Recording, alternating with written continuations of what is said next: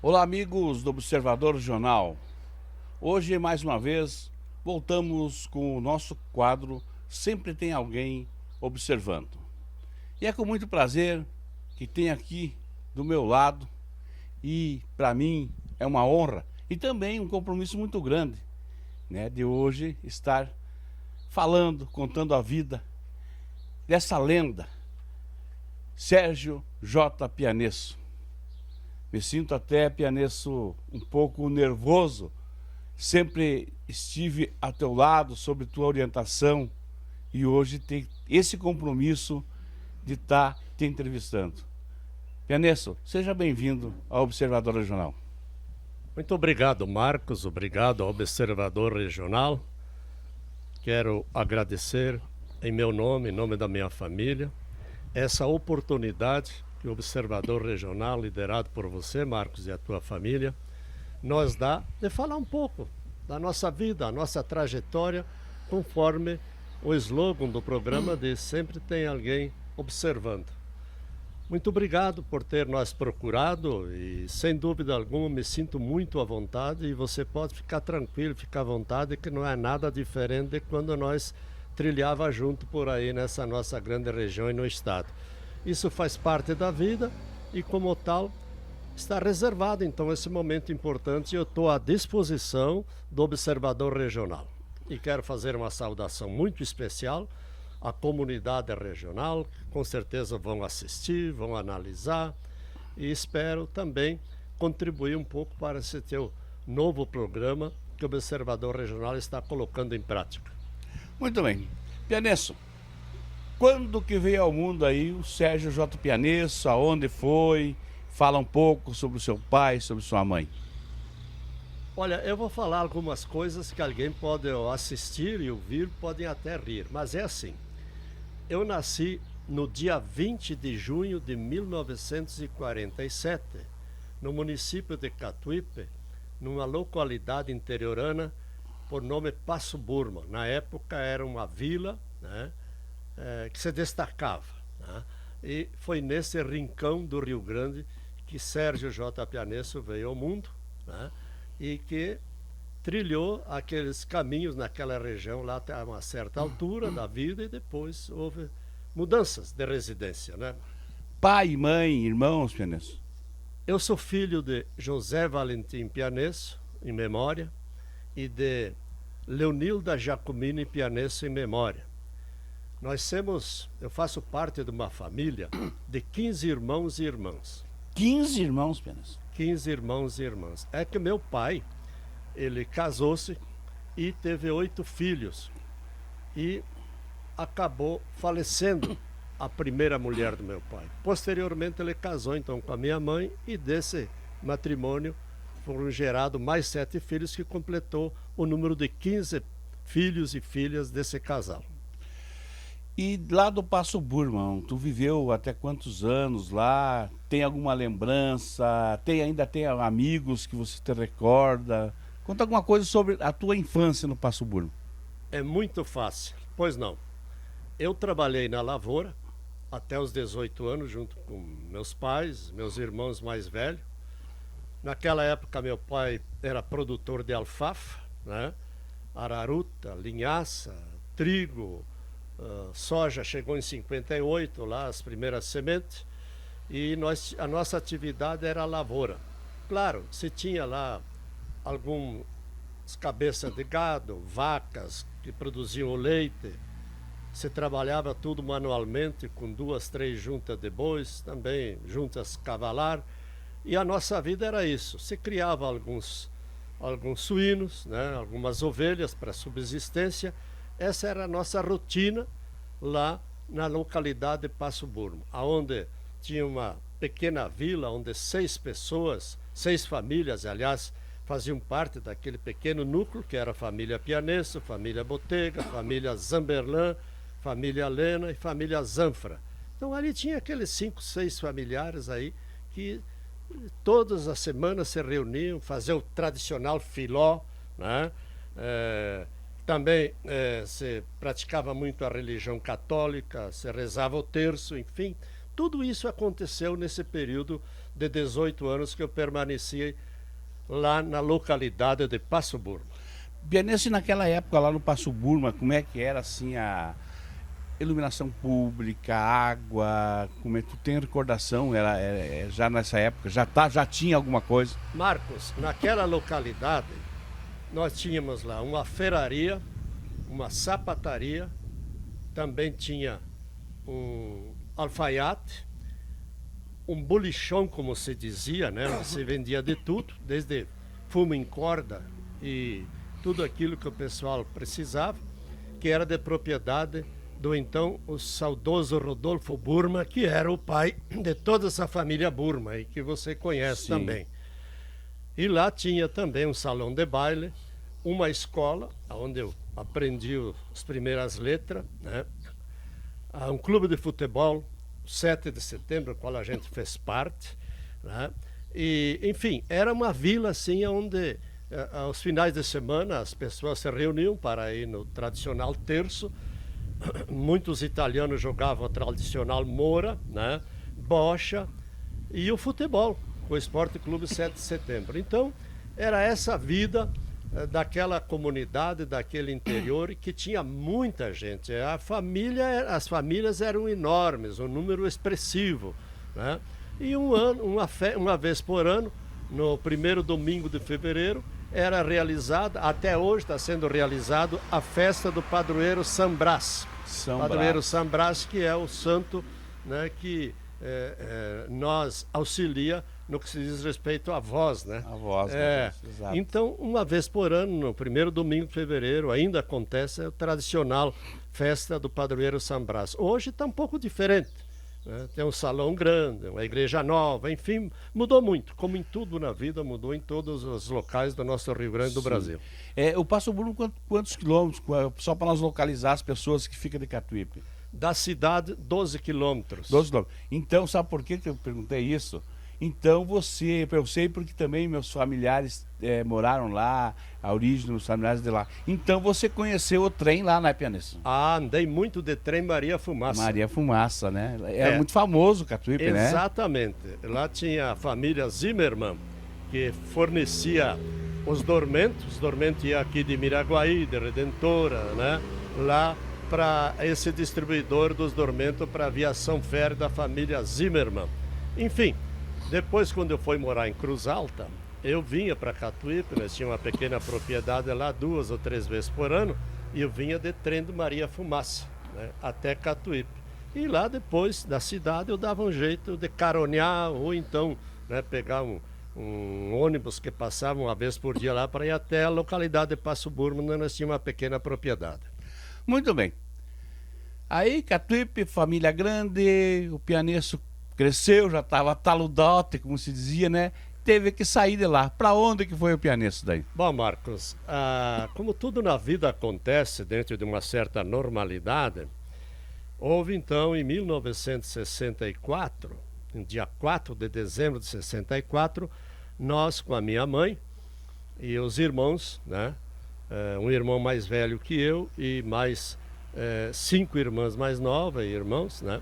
Fomos morar em Cruz Alta porque a família da minha saudosa mãe, todos eles moravam lá em Cruz Alta. E nós ofereceram a oportunidade a nós trabalhar lá em Cruz Alta e a gente pretendia seguir um pouco mais nos estudos, então se transferimos, fomos morar em Cruz Alta. Lá moramos de favor, numa casa de um parente nosso, da família Lorenzão, e em seguida a gente começou a trabalhar lá numa empresa, lá tinha uma madeireira. Enfim, e as coisas foram se desenvolvendo dessa forma, né? A gente foi crescendo, os anos foram passando e tudo foi acontecendo dentro de uma normalidade.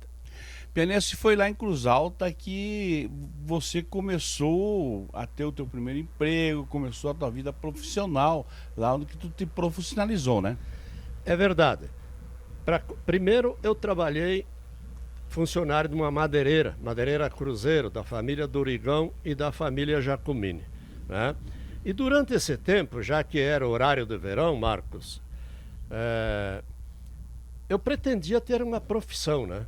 Estudava à noite e durante o dia eu trabalhava nessa madeireira e à tardinha, que o sol estava alto ainda, porque era horário de verão, tinha um barbeiro, seu Pereira, lá perto, E eu fui falar com ele um dia, ele diz, olha, vem aqui de tardezinho aí que tu olha como é que eu faço e vamos ver o que acontece. Posteriormente, eu fiz um curso de barbeiro através do Senar, que vinha de Santa Maria 2 vezes por mês, uns professores da área, em Cruz Alta. E a gente foi praticando, foi se aperfeiçoando, e o seu Pereira me cedeu algumas navalha, tesoura, máquina manual, para nos final de semana, no bairro onde eu morava, eu cortar o cabelo das crianças lá, que muita gente não tinha condições de pagar, então a gente fazia lá em forma de treinamento e aperfeiçoamento, né? Tá, pianista, então daí você começou a trabalhar. E como que foi que depois disso, logo que tu se profissionalizou, estava já bem assentado, como que surgiu? Porque depois, pelo que eu sei, você veio para Campo Novo. Foi de Cruz Alta para Campo Novo. Como que surgiu essa oportunidade de você vir trabalhar para Campo Novo e se estabelecer aqui? É importante essa pergunta, Marcos, porque tu vê como é que as coisas acontecem na vida. Eu estava uma tardinha lá na barbearia do seu Pereira, né, conforme eu já falei, e chegou 2 cidadãos lá, 2 cidadãos que para nós eram estranhos, né, e queriam preparar o bigode, fazer o pezinho do cabelo. Aí um sentou na cadeira do Pereira, outro sentou na cadeira qual eu usava, né? E fomos conversando. Eu sempre fui muito de conversar, de dialogar com as pessoas, até que eu perguntei, mas os senhores não são daqui. O que estava na minha cadeira diz, não, nós não somos daqui. Nós estamos passando por aqui. Nós estamos indo a Porto Alegre. O que sentou na cadeira do seu Pereira era o atual prefeito de Campo Novo, Eugênio Correia Machado. Sim. E o que sentou na minha cadeira era o futuro gerente do Banrisul aqui de Campo Novo. Eles estavam indo a Porto Alegre convidar o diretor do Banrisul para vir inaugurar oficialmente o Banco do Rio Grande aqui em Campo Novo, porque até então ele era um posto avançado do Banco do Rio Grande de Santo Augusto, né? E conversa vai, conversa vem, o seu Felipe me perguntou, disse, tu é solteiro? Sou. Mas olha, tio, vou te fazer um convite. Diz, olha, nós temos numa cidade pequena que está desenvolvendo, está havendo grande migração de pessoas de outros municípios, como Colorado, Selba, Ibirubá, de outros municípios lá para mecanizar a lavoura daquela região que está em franco desenvolvimento, né? E a nossa cidade não tem barbeiro, nós precisamos de um barbeiro lá em Campo Novo. Quando ele falou em Campo Novo, eu achei que era Campo Grande, Mato Grosso, né? Né? Sim. Aí conversamos um pouco, diz ele, me dá o teu endereço. Aí escrevi num papelzinho meu nome, meu endereço, né? Botei o endereço, inclusive, da barbearia, que era mais fácil, era perto da rodoviária. Passado uns 15 dias, eu recebi uma carta do seu Felipe, Luiz Felipe Gomes de Oliveira, né? Que era o gerente do Banrisul aqui, dizendo que estavam nós esperando, que já tinham arrumado lugar para mim instalar minha barbearia e que a cidade já estava aguardando um barbeiro que precisava e tal. E foi o que aconteceu. De repente, assim, aconteceu dentro de uma normalidade. Eu não tinha sequer cadeira, não tinha sequer espelho, não tinha nada. Acabei indo a Catuípe, lá num amigo meu, o Virgílio Moura, que era meu colega de futebol, colega de aula, e era barbeiro antigo em Catuípe. E ele tinha uma cadeira para vender. Eu comprei a cadeira dele e mais uns utensílios, botei em cima de um caminhãozinho que vinha buscar erva cancheada aqui em Coronel Bicaco e Campo Novo. Eu ia te perguntar como é que é esse transporte, né? Pois é, mas então eu já vou me adiantar um pouquinho. Tinha o seu Josézinho Souza, Bicaco, que dizia, eles vinham buscar erva cancheada na Vila Turvo, em Coronel Bicaco e Campo Novo. Levava a erva cancheada dentro de sacos, né, de armiento, e ele tinha uma indústria de erva lá em Catuípe. Coincidentemente, o Virgílio, meu amigo lá, o barbeiro, falou com ele, quando é que tu vai a Bicaco? Tô indo depois da manhã. Mas olha, assim, assim, assim, não, vamos botar em cima aí, vamos junto e viemos conversando. Um detalhe, fomos a Bicaco, que eu não conhecia nada aqui. Passemos na Vila Turvo, ele falou com um cidadão lá, que mais tarde ele passaria a pegar a erva. E ele veio me trazer até aqui. Paramos lá em cima, na esquinazinha que vai para a Vila Turvo, para fazer um xixi. E ele olhou, daí vimos umas casinhas aqui, diz ele, então é aqui, pianês, que tu vai tentar arrumar teu pé de meia. Digo, eu quero que Deus abençoe esse momento que tu falou. E aconteceu tudo isso, acabei chegando aqui, pertinho de onde nós temos. Pois é. Mas, Pianês, depois a gente vai abrir um pouquinho mais o leque, vamos conversar mais sobre a barbearia e coisa. Bom, chegou em Campo Novo, Pianês, solteiro, né? Solteiro. Solteiro. Tá. Daí agora vamos entrar um pouquinho no âmbito familiar. Quando que o Pianesso casou? Quem o Pianesso conheceu? Como é que foi essa história? Uma história bonita, né? A minha irmã Circe trabalhava no Hospital Santa Lúcia, lá em Cruz Alta, né? E trabalhava outras pessoas, outras moças lá. Um dia ela foi lá em casa, convidou uma moça lá para, vamos lá em casa, vamos junto comigo lá em casa e tal. Um domingo à tarde, estávamos de folga. E acabou indo lá e foi uma moça junto com ela, né? Essa moça estava lá em casa e por lá e tal, e conversa aqui, conversa aí, né? Até eu disse para minha mãe, quando elas saíram para ir ao cinema, domingo à tarde, no Cine Rio, né?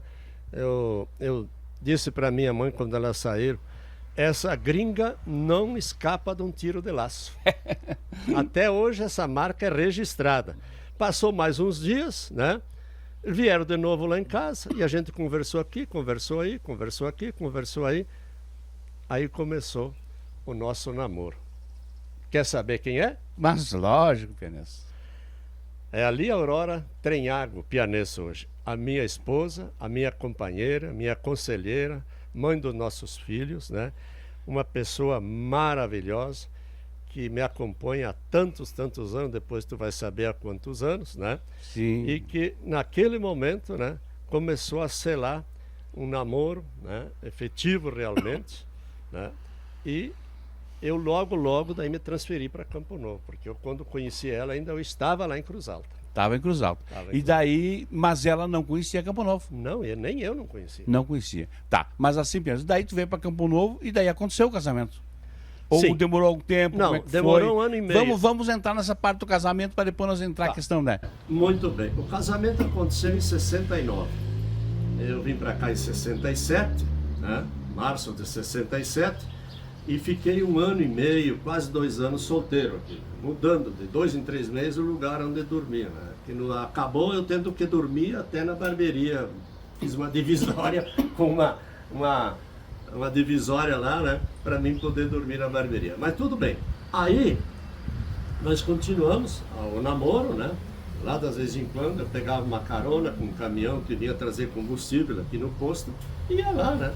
Dava uns amassos, como diz aquele, né? Um namorico, e no outro dia eu pegava o ônibus e me mandava para Campo Novo de volta para trabalhar. Assim foi o começo da nossa luta aqui em Campo Novo, né? No que diz respeito um pouco antes do casamento e depois continuou. E quando você falou para dona Lia, vamos casar e vamos morar em Campo Novo, ela já conhecia Campo Novo? Conhecia, porque durante esses quase 2 anos, né, ela um dia, conversando com a minha saudosa mãe, ela disse, estava de férias e tal, disse, mas eu gostaria de conhecer Campo Novo, já que o Sérgio está lá e tal, não tem problema. Daí foram pegar informação, vem aí Juiz pega um ônibus direto a Campo Novo. E ela veio, mas eu não sabia que ela estava vindo, né? Ela quis me dar uma surpresa que realmente foi uma surpresa Uma muito, blitz, né, Pianês? Quis dar uma pode blitz. até ser, né? Havia uns tititi por aí, né? Mas que não era a realidade. Aí ela veio, me deu uma surpresa, uma grata surpresa, uma agradável surpresa, né? E ficamos aqui, ela ficou até às 15 horas, às 15 horas o ônibus voltava para Ijuí e Cruz Alta, então ela veio e conheceu Campo Novo. Ela não me disse na hora, mas depois que nós casamos, ela me contou. Eu fiquei apavorada, diz ela, porque Cruz Alta é uma cidade pronta, né? Mas como tu estava aqui e nós pretendia uma união, né? E aconteceu. Bom, aí ela voltou e aí eu fiquei mais uns tempos aqui solteiro, e entre ir e voltar, as coisas. Um dia, nós conversando lá em Cruz Alta, eu disse para ela, Lia, será que nós não temos que passar a pensar, junto com a minha saudosa mãe, já que nós estamos namorando há tempo, já se conhecemos, né? De nós pensar numa união, né? Realizar uma união, ou seja, um casamento. Opa, mas era o que eu estava esperando, diz ela, né? Pois é, Pianês, eu vou te atrapalhar um pouco. Não atrapalha. Vou te atrapalhar, sabe por quê? Porque eu acho isso um ponto importante, e isso é uma coisa que, na nossa intimidade de viagens, de conversas e de tempo de trabalho, um dia tu me contou essa história. Por isso eu vou te perguntar, para você falar aqui pro pessoal, sobre exatamente isso aí. o dia em que você comunicou a seus pais sobre a data do casamento, que a tua mãe olhou para ti, você até parece que meio que se assustou. Você achou que ela ia ser contra, mas não era isso, era uma outra coincidência. Por favor, conta essa história para nós aí. Uma real coincidência, né? Quando eu falei com a minha mãe e a minha esposa hoje, a Lia, falou com os pais dela sobre a nossa ideia, que todo mundo aprovou, né? Os pais dela moravam no interior, lá de 15 de novembro, perto de Birubá. Aí falamos com a minha saudosa mãe, diz, olha, marcamos a data do casamento. Marcaram a data, mas que maravilha, diz, quando é que vai ser? Vai ser dia 27 de setembro, né? A data do nosso casamento. A minha mãe olhou para nós, deu uma risadinha e saiu. E foi lá para dentro da casa e voltou com uma fotografia, né? Diz assim, mas não é possível, diz, é uma coincidência muito grande. Ué, o que é isso, minha mãe? Vocês marcaram a data do casamento de vocês justamente na data em que eu e teu falecido pai casamos. Quer dizer, uma coincidência, o dia que a minha mãe casou com meu pai, eu e a minha esposa Lia marcamos a nossa data do casamento, 27 de setembro. É uma coincidência. Uma coincidência, né? Pianesso, bom, para nós fecharmos esse ciclo da tua vida aqui, depois vamos entrar na questão social, na questão profissional, na vida Campo Novo e região. Tá? Então, para nós entrar. Dessa união, quantos filhos surgiram? Bom, Marcos, quem está nos assistindo dessa união, né, surgiram 3 filhos.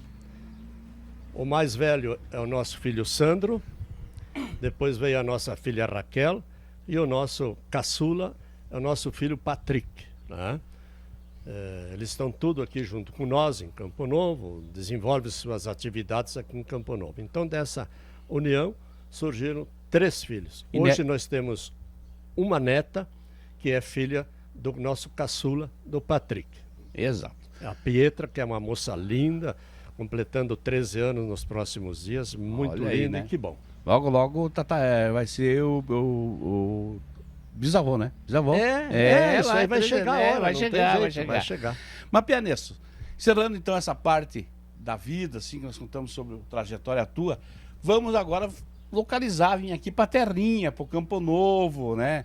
Tu vai contar agora a história, que como tu chegou, essa tua memória invejável que você tem de poder relembrar, de saber, a gente fala como se estivesse chegando nesse momento em Campo Novo, né? Como foi, como era Campo Novo, hoje a gente vê aqui tudo como é, mas como era na época. Conte para nós como tu chegou, como tu viu essas estradas, como tu viu as casas. À vontade, conta a história de Campo Novo, porque você é um dos caras que ajudou a construir esse Campo Novo. Muito obrigado, Marcos. Olha, eu cheguei em Campo Novo, como eu falei anteriormente, né? Deixei o lugarzinho da barbearia aí. Quem ajudou a descarregar foi o saudoso Chico Preto, que era o que zelava o cemitério, né? Que fazia as carneiras, enfim, aí, né? E mais alguns amigos aí, tudo bem. Aí, logo, no primeiro dia, eu já tive trabalho, né? E até não vou esconder nada. O meu primeiro cliente de barba foi o Nenê Paim. Nenê Paim. Encostou o caminhão do outro lado da rua, disse que tem um barbeiro aí, tá, não sei o que, bababá. Tudo bem. E o meu primeiro cliente de cabelo foi o Batará. Sim. Batará, que hoje mora lá em Cruz Alta, né? Batará Daltroso. Então começou aí. No outro dia eu já vim, me estabeleci. Teve a necessidade de arrumar um eletricista, porque não tinha luz, não tinha água. Em Campo Novo não tinha água encanada. Luz muito pouco. Calçamento praticamente não existia. Aqui onde nós temos, na frente da Avenida Padre Bernardes e da Rua Guilherme Chau, aqui era terra. Água encanada não existia, né? Logo depois, uns 2 anos depois, começou então a Corsan se movimentar com o poder público municipal e abrir um poço 2 artesiano, e assim foi começando aos poucos, gradativamente foi começando. Mas Campo Novo, naquela época, se eu posso continuar... Mas à vontade, Pena. Se temos aí é para relatar. Era uma cidadezinha muito pequena. Pequena mesmo. Para tu ter uma ideia, eu cheguei aqui, onde hoje é o centro administrativo da Cotricampo, né, o moinho, o centro administrativo, os pavilhões. Eu cheguei aqui e não tinha nada. Aí era um campo de futebol. Sim. Né? E naqueles próximos dias começaram a terraplanagem do primeiro armazém da Cotricampo, que está até hoje aí, está sendo revitalizado, né? A direção atual está dando um leque bonito, né? E eu acompanhei o início, né? A terraplanagem, enfim, foi indo. A prefeitura era aí na frente da Praça João Aro, uma casa de madeira. Sim, aí, sim, né? sim. A única praça que existia era a Praça essa João Arbo, aí na Baixada da Padre Bernardo.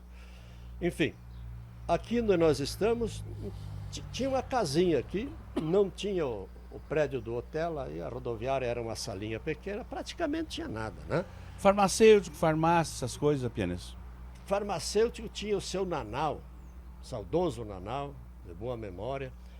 Uma farmáciazinha canhadinha ali perto onde era o hospital. Essa era a saúde do município, né? Era onde se... Exatamente. E a Secretaria da Saúde, em precárias condições, porque o município estava começando e tudo era dificultoso, era aqui, quase na nossa frente, um pouquinho à direita.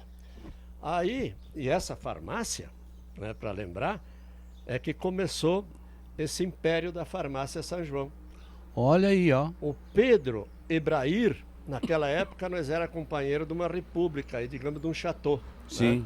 E ele trabalhou nessa farmácia todo dia caminhando, trabalhava demais, de repente ele comprou do seu Nanau. O seu Nanau já tinha uma idade avançada, vendeu para o Pedro. E daí que nasceu, então, esse império da farmácia São João. Olha, um registro importante, né? Exatamente. O centro telefônico era do lado da prefeitura, o tempo do telefone de manivela. Era uma precariedade, tinha uns 3 ou 4 aparelhos telefônicos aqui na cidade. Né? Tudo era manual, o seu Pedro e a dona Ruth que atendiam, eles ouviam que nós conversávamos contigo por telefone, porque era muito simples, né?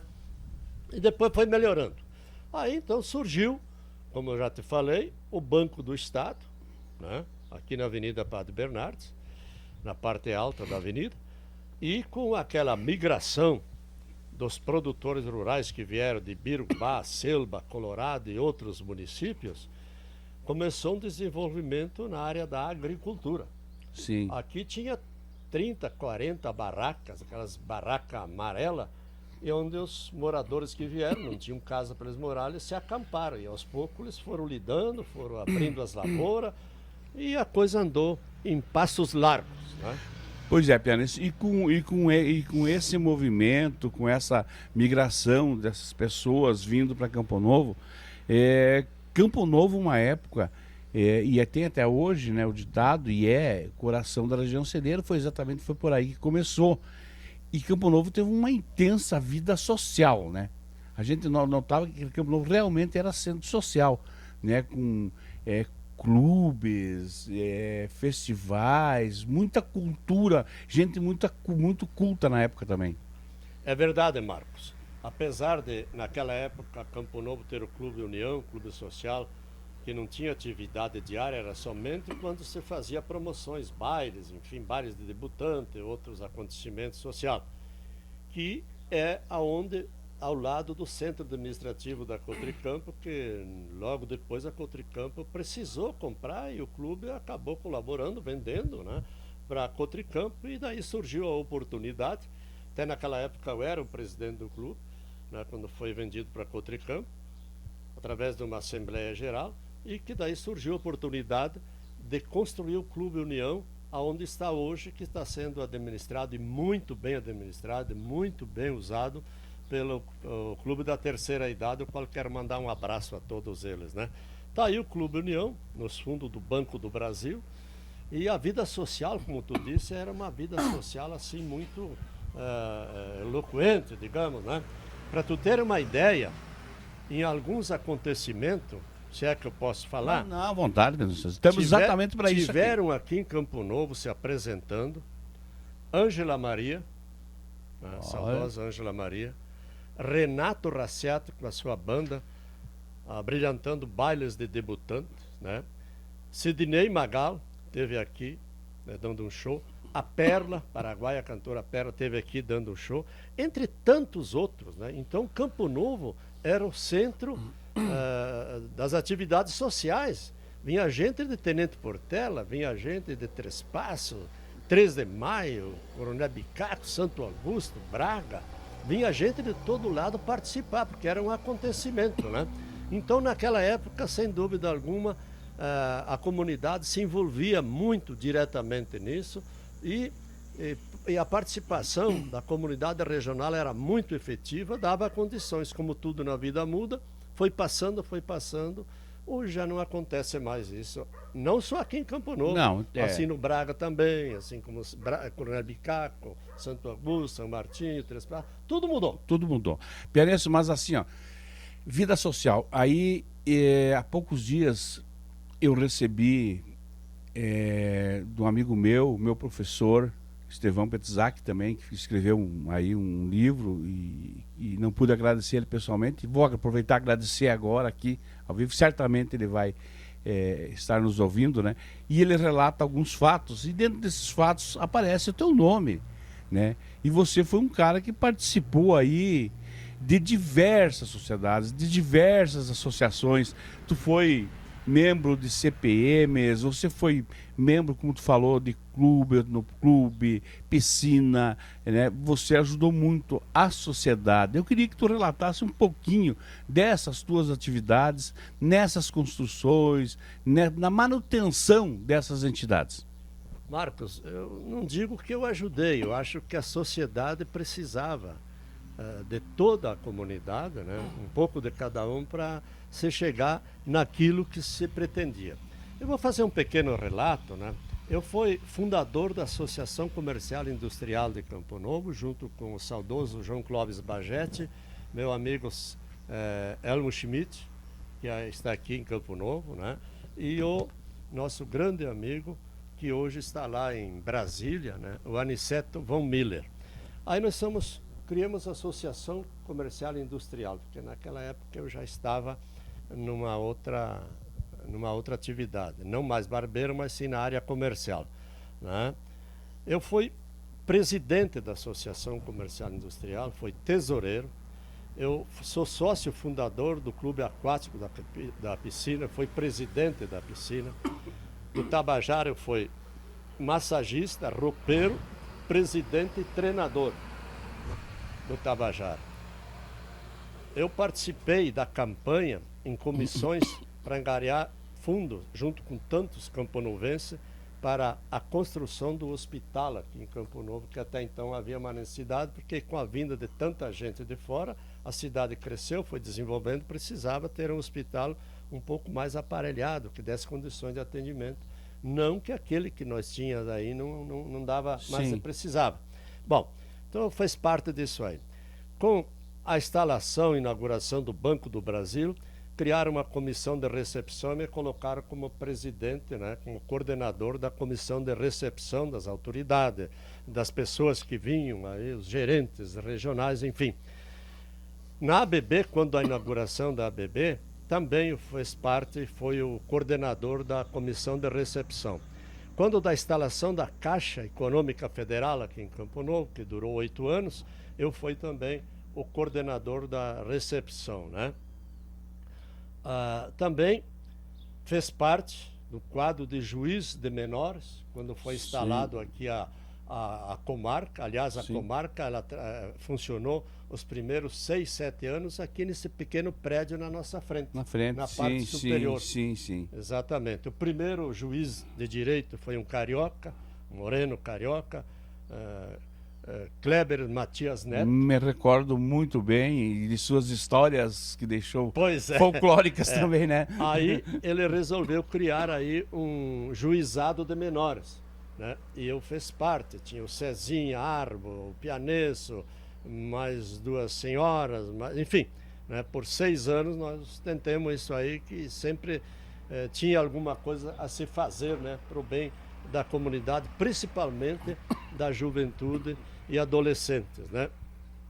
Aí depois, mais tarde, né, nós fomos presidente do Círculo de Pais e Mestres da Escola São Francisco de Sales, juntamente com outros amigos nossos, aí o qual era o diretor, o nosso grande diretor e professor, que tu acabou de falar, que nós recebemos também um livro contando parte da história de Campo Novo, e a história dele foi o nosso amigo Estevão Pietzak, né? E como foi construído a escola nova, né, um arrojado empreendimento, aí no São Francisco de Sales, foram construídas 2 salas amplas nos fundos da escola, abertas, só a cobertura, né? E aquilo tornou-se ociosamente, tinha 2 quadras de esporte, de vôlei, basquete, futebol de salão, né, no piso bruto. E um dia eu falei com o professor Estevão, nosso diretor, e os companheiros, o saudoso Silvio Zanella, que era meu vice-presidente, era cirurgião dentista aqui, mais Osmar Pazinato, que fazia parte, e outras pessoas, que nós deveríamos usar aquilo lá de uma forma diferente. Daí eu dei o toque, né? Digo, vamos fechar isso aí e vamos transformar isso aí num auditório, para que se possa fazer, né, e realizar festivais de música estudantil, né? Ter onde vocês fazer uma reunião, apresentar um teatro, enfim, né? Porque está ocioso isso aí, é só juntando papel e coisa. O Estevão, em primeiro plano, diz, não podemos mexer porque é uma obra estadual, isso aí está no croquis, está não sei o quê, no projeto. Mas daí nós estamos conversando, olha, eles vêm aqui fiscalizar, vão criar problema. Digo, ó, diretor, eu duvido. Quantas vezes veio a fiscalização? Nenhuma. Já fazia 10, 12 anos que estava funcionando. Sim. E não vai vir. E se eles vierem aqui e ver que isso aí foi para melhorar, eu duvido que eles vão querer criar algum problema. Aí o Estevão, de pronto, mas é verdade mesmo. É verdade, é boa ideia. Partiu então a necessidade de nós formar uma comissão para ir buscar aquilo que precisava, ou seja, material para construir. Fez uma visita, então prefeito naquela época, não sei se posso falar o nome dele. Pode, à vontade, né? Peneso. O Bruno Não. Ciro Sefel. Aliás, é um grande homem, grande pessoa que eu conheci pessoalmente também. É verdade, né? Entre tantos aí, mas ele foi realmente uma pessoa muito importante para o nosso município. Aí, Marcos, eu fui no gabinete dele e falei com ele, até foi sozinho, o doutor Silvio tinha muito serviço, não podia, eu disse, vai lá, Pianas. Aí falei com ele. Ele me olhou, deu uma risada, mas que ideia, diz ele. Que ideia, nós não temos onde fazer um teatrozinho, não temos onde fazer um festival para as crianças. Tinha, né? Tinha que ocupar o CTG, ou então o clube, enfim, né? Mas era uma coisa a mais que ia servir para a comunidade, principalmente a comunidade estudantil. Sim. Aí, ele me olhou e disse assim, o que vocês precisam? Precisamos de tudo, eu disse para ele. Então faz o seguinte, fazem uma relação lá, do material que vocês precisam e venham aqui. Daí nós fizemos uma relação, o professor Estevão, muito inteligente, sim, fez uma relação, falou com o pedreiro, né? Falamos com o pedreiro foi lá, fez mais ou menos um orçamento do que nós precisávamos, tantos mil tijolos, tanto saco de cimento, tanto de ferro, tanto disso, tanto daquilo, e bababá, e já mão de obra mais ou menos. Voltamos ao prefeito, diz o prefeito, tijolo, cimento, mão de obra e mais alguma coisa, e transporte, a prefeitura dá. Bom, aí foi meio caminho andado, sim, mais, né? Sim. E dessa forma foi construído lá, então, onde você conhece, né, aquele auditório Procópio Ferreira. Depois fizemos digamos assim, um pedido para as professoras e estudantes escolhessem um nome, né? Sim. E foi escolhido Procópio Ferreira, que na época no Rio de Janeiro estava em alta, né? O nome desse grande teatrólogo. Enfim, aconteceu essas coisas aí, né? Por parte do ginásio, né? Eu fui sócio fundador do Clube Aquático, fui presidente, né, do Clube Aquático também. Enfim, as coisas foram acontecendo dentro de uma normalidade que dificilmente, não só eu, mas a maioria das pessoas que vieram e aqueles que aqui estavam, que eram de Campo Novo, acabavam se envolvendo de uma forma muito efetiva, e a gente participou e com certeza para alguma coisa serviu essa participação da gente, não só eu como da comunidade de uma forma em geral. Pois é, então aí pessoal, para quem achava que esse homem aqui viveu a vida inteira só atrás da latinha, né, vê aí a importância dessa pessoa para a sociedade de Campo Novo, o quanto ele ajudou, o quanto ele construiu, o quanto ajuda e o quanto constrói ainda aí o Pianesso. Mas, Pianesso, da vida social nós vamos voltar um pouquinho agora para profissional e vamos voltar à barbearia. E agora vamos conversar sobre a barbearia. Barbearia, hoje mudou um pouco até o nome, né? Mas provavelmente você deve ter cortado o cabelo, feito barba, bigode, porque as pessoas na época eram muito mais vaidosas, né? O ser humano era mais vaidoso, tinha mais, né? Não sei, depois tu vai explicar isso aí. Mas eu quero que tu conte, relate alguns acontecimentos assim, pitorescos, algumas conversas que você tinha com teus clientes. Não precisa citar nome, mas alguma história que aconteceu dentro da barbearia, aquele você e o teu cliente. É uma história muito interessante que na época foi um acontecimento que chamou a atenção da região. Mas eu quero voltar um pouquinho. À vontade, Carlos. Amada companheira, a Lia, também prestou serviço aqui, né, em Campo Novo, para não dizer que eu estava sozinho. Ela ministrou cursos de crochê, curso de bordados, Sim. através do Sindicato dos Trabalhadores Rurais, a pedido do então presidente saudoso Celso Paim, da Luz, né, no sindicato. Ela ministrou isso aí, prestou esse serviço graciosamente, né? Sim. E que também, das vezes em quando, ela se encontra com alguma pessoa que lembra, você foi minha professora, minha instrutora, hoje eu estou fazendo crochê, estou fazendo bordados, que a senhora nos ensinou. Então são pequenas coisas que a gente não pode esquecer. Não, né? e o registro é importante. E esse programa, Pianesso, é exatamente para as pessoas, porque eu tenho sentido muito, depois que eu comecei esse meu trabalho com o site, né, que a memória das pessoas tá assim. Parece que o mundo começou aqui na nossa região de 15, 20 anos para cá. Não existia um mundo antes. E existia pessoas que deixou esse mundo pronto para eles. É verdade. E voltando ao âmbito familiar um pouquinho também, os nossos filhos também tiveram participação efetiva, estão tendo participação também, como profissional, enfim. Mas o mais velho, o doutor Sandro, advogado, ele advogou para o hospital numa época que estava numa crise financeira hospital, né? E que então assumiu a presidência lá o senhor Guirino Rebelato, e ele graciosamente atendeu a parte da advocacia lá, o direito lá, né? Foi advogado do hospital por 5 anos graciosamente.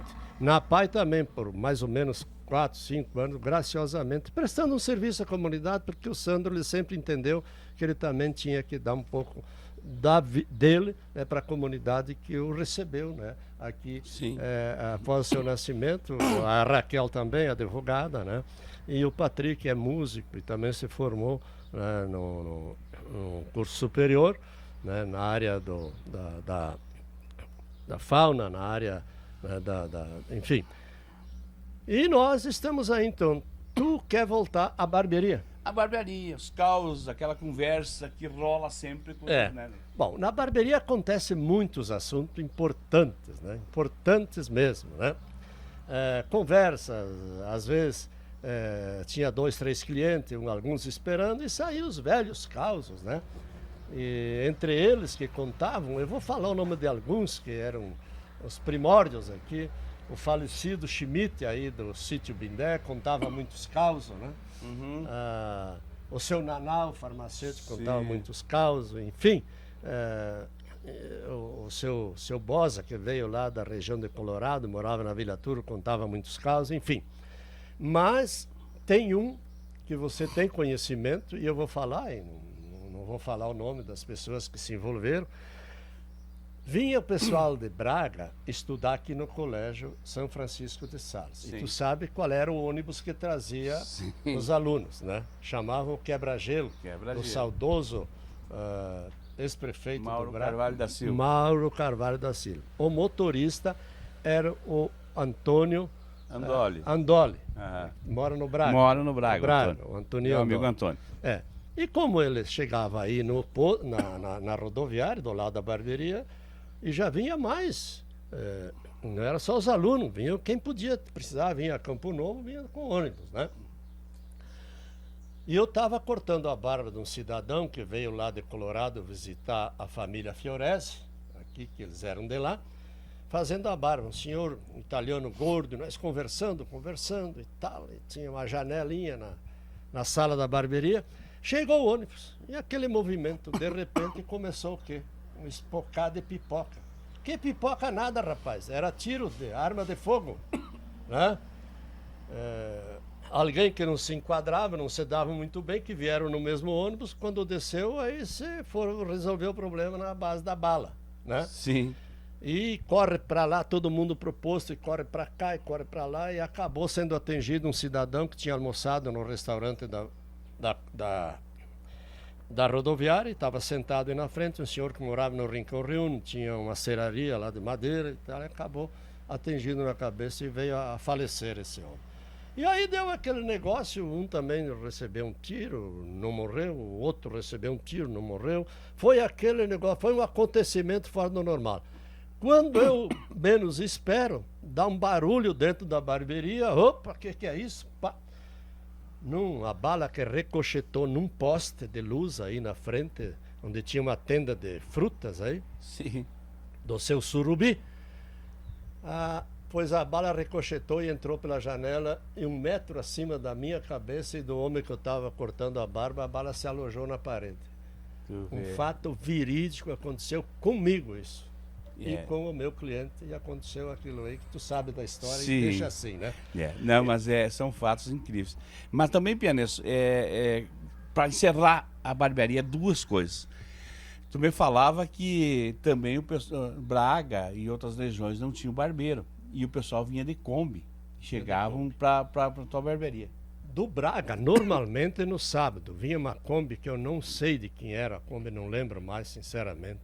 Fora o pessoal que vinha, porque não tinha asfalto, a estrada era de chão, então o pessoal aproveitava e vinha em caravana, né? Aí eu ficava até às 11 horas da noite, meia-noite, cortando cabelo e barba, mais cabelo, né? E, enfim, das pessoas. E as pessoas aqui de Campo Novo, quando eu via que tinha muita gente de fora, no caso de Braga, ali do sítio Kerper, que vinham com um trator e um carretão, com os funcionários dos granjeiros aí para cortar cabelo. E daí, depois de uma semana de trabalho, vinham no bar da rodoviária, tomar uma geladinha, aí conversar, sim. Enfim, a família Kerper, principalmente, o saudoso José Kerper e outros. Aí o pessoal aqui de Campo Novo dizia: não, Pianas, fica tranquilo, barbeiro. Quem sabe tu nós atende no domingo de manhã. Aí tu atende o pessoal de fora, né? Que eles precisam voltar depois. E isso realmente aconteceu. É um fato importante também. Sim. O pessoal colaborava muito com a gente, né? Mas na barbearia não era só cortar cabelo. Na barbearia, quando surgiu a loteria esportiva, depois da Copa do Mundo, em que o saudoso Everaldo, campeão mundial... Everaldo Marques da Silva. Que era jogador do Grêmio, recebeu também como bônus o direito dele explorar a loteria esportiva aqui no Rio Grande do Sul. E ele estava em Porto Alegre, primeiro escritório lá. Aí armou-se uma organização logística para que o interior começasse a fazer.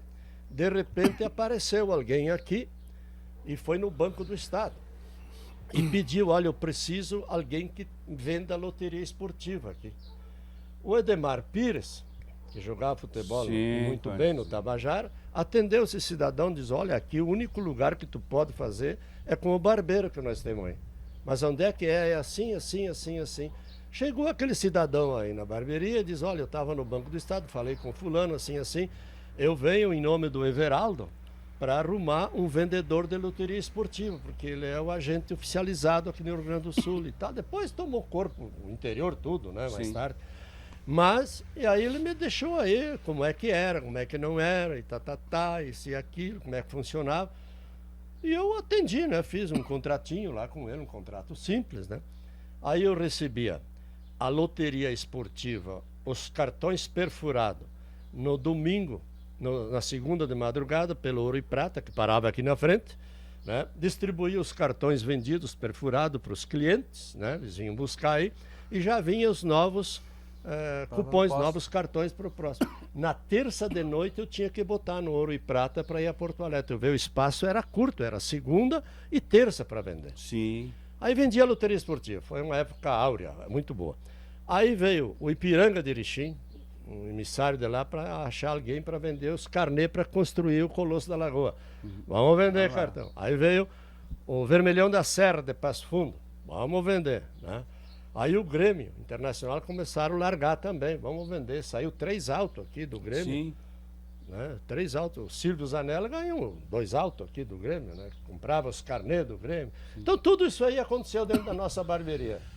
Foi uma época áurea, uma época maravilhosa. Minha barbearia era um centro, um comitê de esporte. Às 11 horas todo mundo vinha aí conversar, fazer aposta, jogar. Era um negócio, negócio. Era o centro do município onde as pessoas se encontravam para aquela troca, aquela resenha. Por ser a única barbearia naquela época, era o local, em outros lugares também. Aqui tinha o seu Luiz F., que tinha mesa de 100, mesa de snooker, enfim, também era um encontro, né? E entre eles, muitos que você conheceu. Américo Martins, ex-prefeito, professor polaco, né, saudoso polaco, enfim, era uma coisa, José Maires de Souza, aquela turma tudo aí. Bom, aí na barbearia acontecia tudo isso, né? E muitas histórias bonitas que aconteceram na barbearia e que a gente acabou colocando junto com a barbearia um salão de snooker no fundo da barbearia, lá onde o pessoal se divertia, jogavam. Isso tudo foi realizado naquela época que eu estava no salão de barbearia. Ernesto, nós ainda temos muita coisa para entrar, mas vamos dar-lhe um apanhado. Depois da barbearia, rapidamente, você também teve um posto de combustível. Trabalhou com combustível, né? E daí teve um tempo com combustível. E daí agora, tu quer falar um pouquinho sobre combustível, para daí nós vamos entrar numa parte que daí é onde que a gente convergiu, né? Daí a partir daí. Que né? bom, né? que bom. Essa oportunidade é muito importante, né, Marcos? Assim, ó. Lógico, aí tinha o nosso grande amigo, o saudoso Scheldler, né? Que tinha o posto, ele chegou na outra semana que eu cheguei em Campo Novo. E aqui onde nós estamos agora, ele tinha uma casa, ele passou a morar aqui. Posteriormente, daí eu comprei a casa dele e surgiu a possibilidade, ele queria parar com o negócio de combustível, queria se dedicar à lavoura, né? Ao agro, que estava em franco desenvolvimento, e daí ele veio e nos ofereceu, junto com o doutor Ernesto Rodrigues Sobrinho, advogado, que tinha um escritório ao lado da barbearia. E passou a insistir,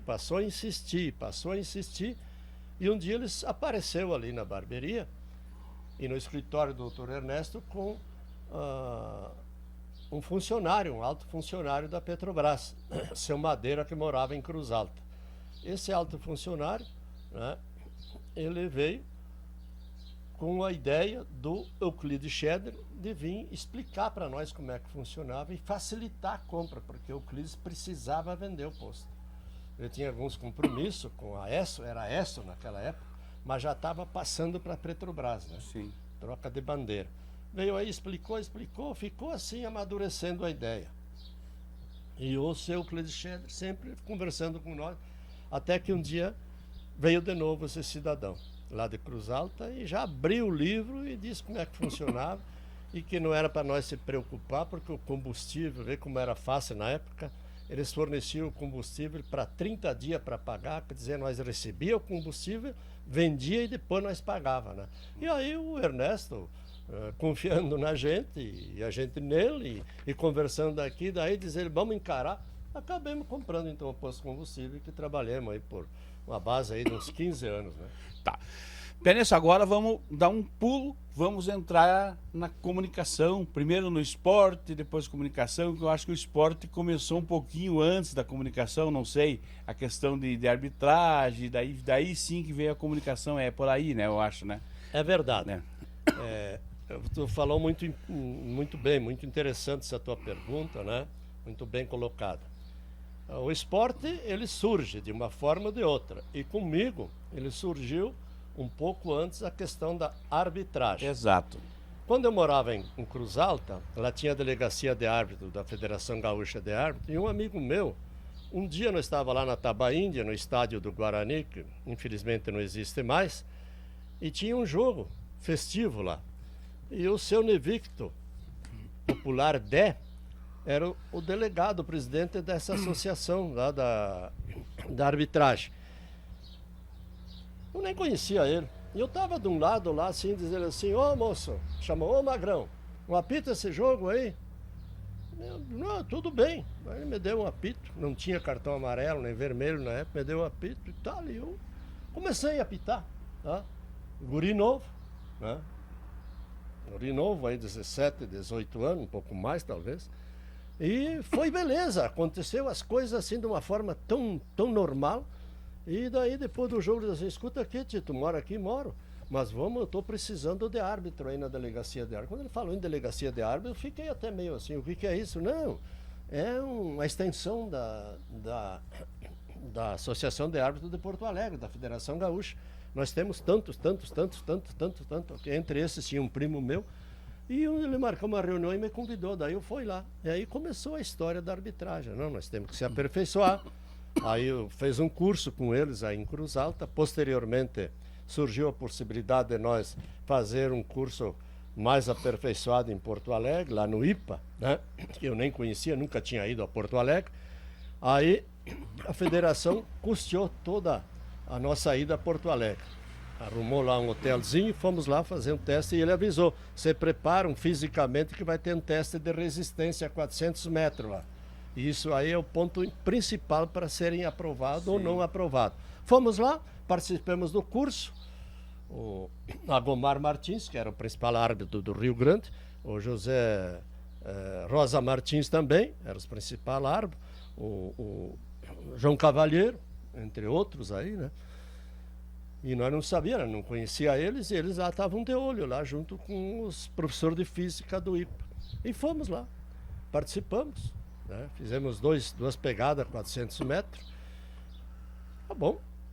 No final da história lá, à noite, se reuniram lá num lugar, lá, nem sei onde é que foi, e chamaram aqueles que passaram no teste, né?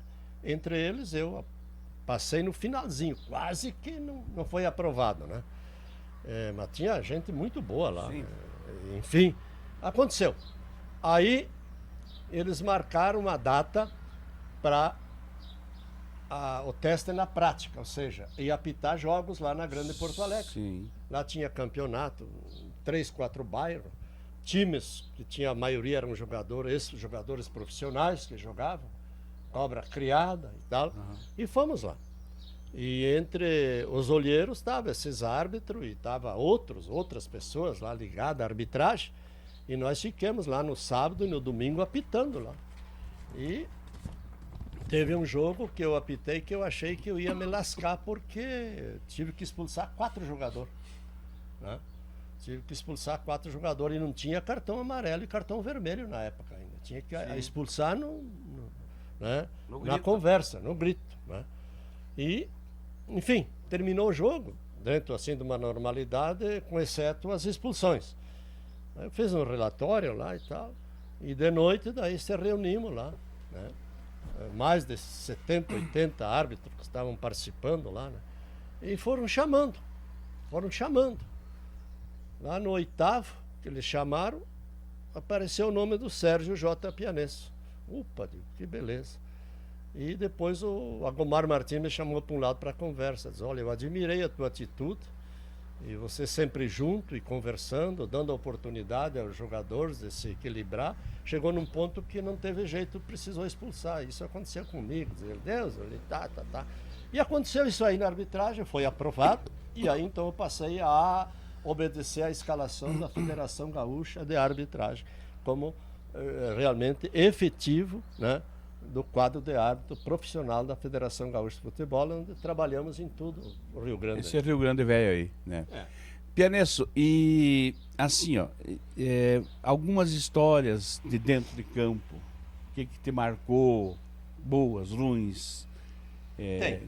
Tem as histórias boas, muito mais boas do que ruins. Teve algumas que a gente passou por alguma pereia, mas eu quero falar um pouquinho, que eu apitei muito lá no estádio do São Luís de Braga e o Gaúcho.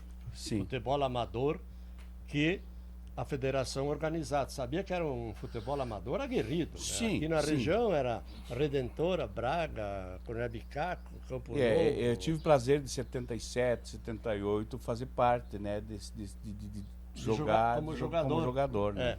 Bom, E você também apitar, né? então assim, ó, eu vou voltar para vocês verem como é que são as coisas, né? O saudoso professor Bento Ramiro, né? Eu ia entrar depois, mas Não, tu não, não, então vai, eu vou vai, deixar, vai para tocando. você. Não, vou lá. Arbitragem tu falou, né? É Depois tu arbitragem, fala. é. Tá. Depois tu faz essa pergunta. Bom, na arbitragem, então, a gente começou a apitar em todo o estado, onde vinha a escalação nós ia, né? Normalmente vinha 5 de Porto Alegre, um árbitro e 2 bandeirinhas, e mais 2 bandeirinhas, desembarcava aqui do lado da minha casa, onde nós estamos, do Ouro e Prata, de madrugada no domingo, e eles vinham com a súmula e o borderô da arbitragem. Borderô é aquilo que é o valor que a gente tinha que receber. Né? Então 2 saíam comigo, 2 bandeirinhas, e o trio saía por aí na região, pegava um táxi aqui, iam apitar lá, apitar aqui, apitar aí, como acontecia comigo, né, em toda a região, e depois começou a se estender mais longe. Na segundona gaúcha, né, de profissionais, né, comecei como auxiliar, posteriormente começaram a me dar a oportunidade, o seu Ilinei Macedo, que era o diretor de árbitro, numa necessidade extrema, que o juiz que estava apitando o jogo se lesionou lá em Garibaldi, no estádio do Guarani de Garibaldi. Eu e um outro auxiliar, o outro auxiliar era o João Roberto Scher, que também tinha se formado junto, um bom árbitro e bom auxiliar. Aí o juiz, que era o Clodoaldo de Oliveira, um mulatão grande, forte, sofreu uma lesão, e aí tinha que o bandeira vermelha para apitar. E eu tive que abraçar. Apitei lá o jogo do Guarani de Garibaldi, com outro time ali da Serra, não lembro bem o nome do time agora, acho que era o Pratense de Nova Prata, coisa assim. E foi muito bem na arbitragem. Né? Arrumamos lá um cidadão do CMD lá, né, para ser o outro bandeirinha. Sim. E foi bem, foi tranquilo. Coincidentemente o time da casa perdeu porque realmente aconteceu dentro de uma normalidade, e passou. Aí no relatório o Clodoaldo teve que botar, né, que era o árbitro, o que aconteceu, né, e junto do relatório disse que o gringo de Campo Novo foi muito mesmo, chamavam de gringo, italiano, gringo, enfim. Aí aconteceu que o Ilinei Macedo começou a me dar a oportunidade daí de apitar na segundona, né? E foi assim, foi acontecendo dentro de uma normalidade isso aí, na questão da arbitragem, né? Sim. Na questão da arbitragem foi isso.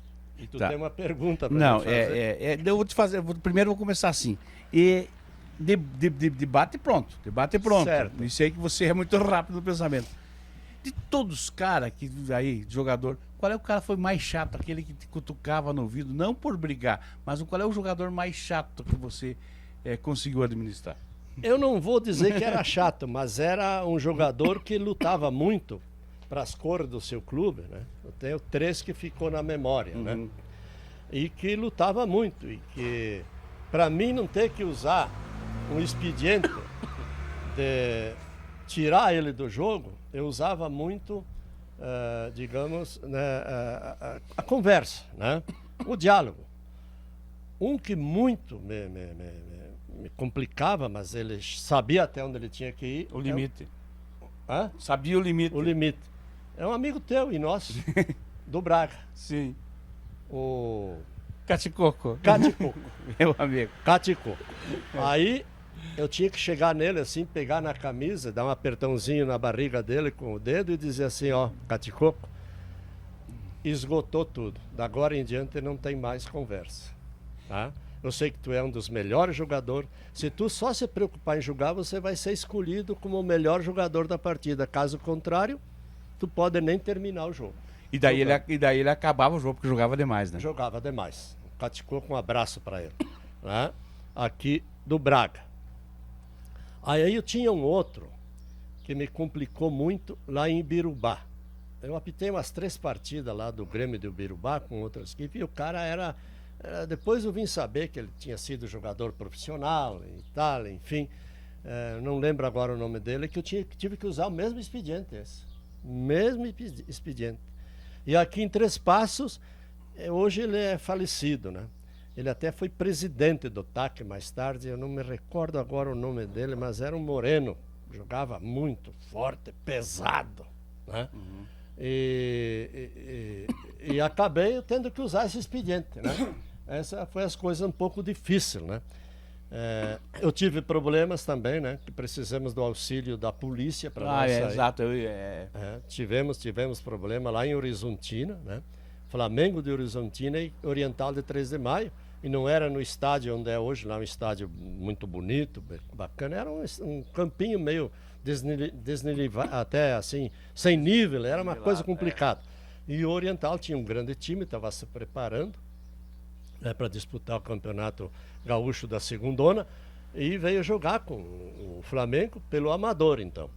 E o Flamengo não teve numa tarde inspirada, acabou perdendo por 3-1 e no final os jogadores e alguns dirigentes e torcida achavam que o resultado tinha tido influência da arbitragem. Na verdade, não teve. O time não estava bem, tanto é que o capitão veio me dizer assim, nós não merecíamos outro resultado, tá? O capitão do time do Flamengo veio me dizer isso. Então lá nós tivemos que sair com o auxílio da brigada para ir até onde trocar roupa e pegar o nosso carro. Nem tudo foi mar de rosa, seu Marcos. Não, isso eu sei. Mas, Pianesso, antes eu te atrapalhei aí. Não. Tu ia entrar num assunto, mas eu vou fazer a pergunta e depois a gente vai voltar, quando nós voltarmos na questão de entrarmos na questão de comunicação esportiva, a gente vai voltar a falar sobre esse assunto, mas agora eu vou te fazer uma pergunta assim, porque eu te acompanhei em vários jogos, participamos nesse mundo de Deus, em tudo que é lugar, mas como árbitro, a pergunta vai ser como árbitro, como tu se sente como pessoa, porque eu vivenciei, né? Isso foi não foi uma, nem foi duas vezes, foi várias. Em Grenais que a gente participou, transmitiu, nós entrarmos lá no Beira-Rio, no antigo Olímpico, lá no Colosso da Lagoa, em Erechim, Grenal, que nós entramos, fomos um dos poucos que entramos nos vestiários da arbitragem, né? E eu vi um dos melhores árbitros do mundo dizer para os colegas dele, bater em você e dizer, este é o Sérgio J. Pianesso, o árbitro que eu me inspirei, um dos árbitros que eu me inspirei para apitar, pela seriedade e honestidade. Vocês sabem quem é esse cidadão? Carlos Eugênio Simon. Isto eu ouvi ele dizer para você e dizer para os colegas deles. Como é que o Pianesso se sente quando ouviu isso? Bom, você disse tudo, né, Marcos? Disse tudo. Por uma questão de ética e respeito com a tua pessoa, um amigo meu, da família, como eu sou amigo da tua família. Essas coisas acontecem assim e não acontecem de graça.